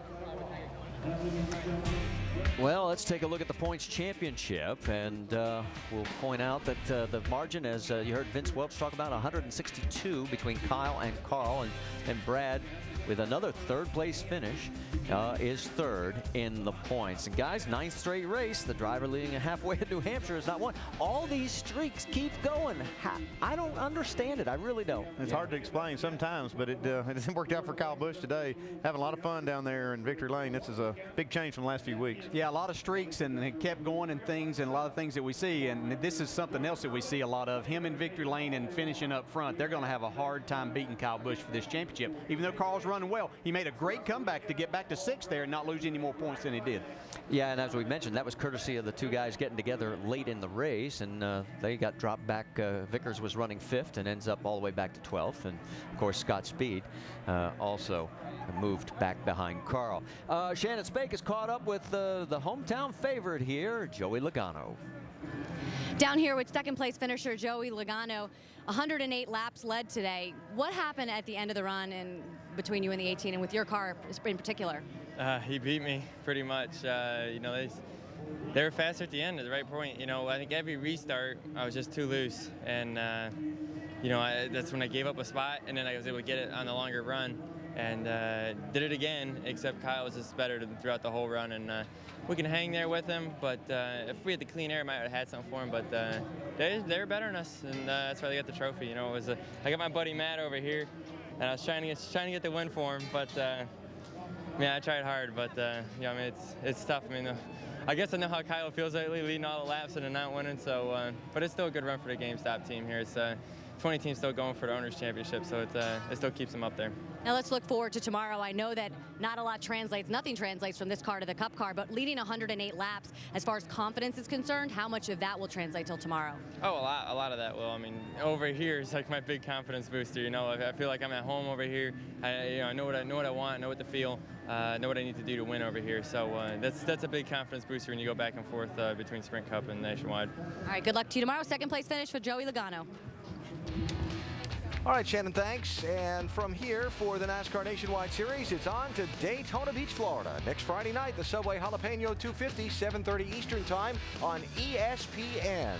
Double file restarts, baby, for the Nationwide Series next weekend. And then next Sunday at 1 Eastern here on ABC, the IndyCar Series goes racing on the Watkins Glen Road course. Oh, that's going to be real exciting. Those cars just flat fly around Watkins Glen. Be a good one to watch. And so we get set to wrap it up here in New Hampshire today. Both of you predicted at the start of the day the streak would continue. Congratulations. Thank you very much. One of you predicted Joey Logano would catch Kyle Busch at the end. That close. Condolences. That close. That close. He finished second. Hey, but he had a great run today, as well as Mike Bliss. He gets a good, strong finish in fourth. And how about Eric Darnell? I mean, he got the front of his car knocked off, getting caught up in the Vickers and speed mess. But he had a good, solid day today. Finishes in the top 10. He did a really good job. And I'll tell you, another guy did a really good job is a guy that I really busted on in the Countdown Series, and that was Kyle Busch. Yeah, I thought Kyle did a great job in his interview. He thanked the fans. He thanked everybody. Yeah. And, boy, this guy is totally different when he wins. When he finishes second, it's like somebody flips a switch, and it's a different Kyle. But good job out of him in that victory lane interview. Yeah. The MO different for Kyle today. In the recent past, he's led the most laps and not won the race. Today, Joey Logano led the most laps, but Kyle Busch went into victory lane. So next week, it's the NASCAR Nationwide Series, Subway Jalapeno 250 at Daytona, 7:30 Eastern on Friday on ESPN. And don't forget to watch the Superstars, all new this Tuesday on ABC at 8 Eastern, 7 Central. Let's look ahead quickly to that Daytona race next Friday night. Oh, I keep thinking about those double file restarts. That's just going to be unbelievable. Those guys are going to be so bunched up going into turn one and those restarts and down that back straightaway. Daytona's always tight, but it's going to be tighter. It's going to be interesting. And Carl Edwards, I still believe, is kicking himself a little bit for not taking those 2 tires or taking no tires today. I think he'll be a threat once again when we get to Daytona. So again, the point difference between Kyle Busch and Carl Edwards, 162 as the season gets ready to make the turn, if you will, at the halfway point. And we'll go on to Daytona Beach, Florida next Friday night for 250 miles of racing at the world's fastest speedway. The hot, humid weather conditions always a factor as well at Daytona. Really brings the handling of the cars into play for that one. So Kyle Busch today took the green flag a little farther back than we normally see him in 9th spot. Didn't get to the front until lap 147 of this race. That was only 1 lap when he and his teammate Logano traded positions on the track for those bonus points NASCAR awards for guys that lead the race. Then Kyle took the lead for real with 36 laps to go. And although Logano got close, Kyle Busch managed to hang on. He is celebrating in victory lane. Thanks for watching ESPN on ABC.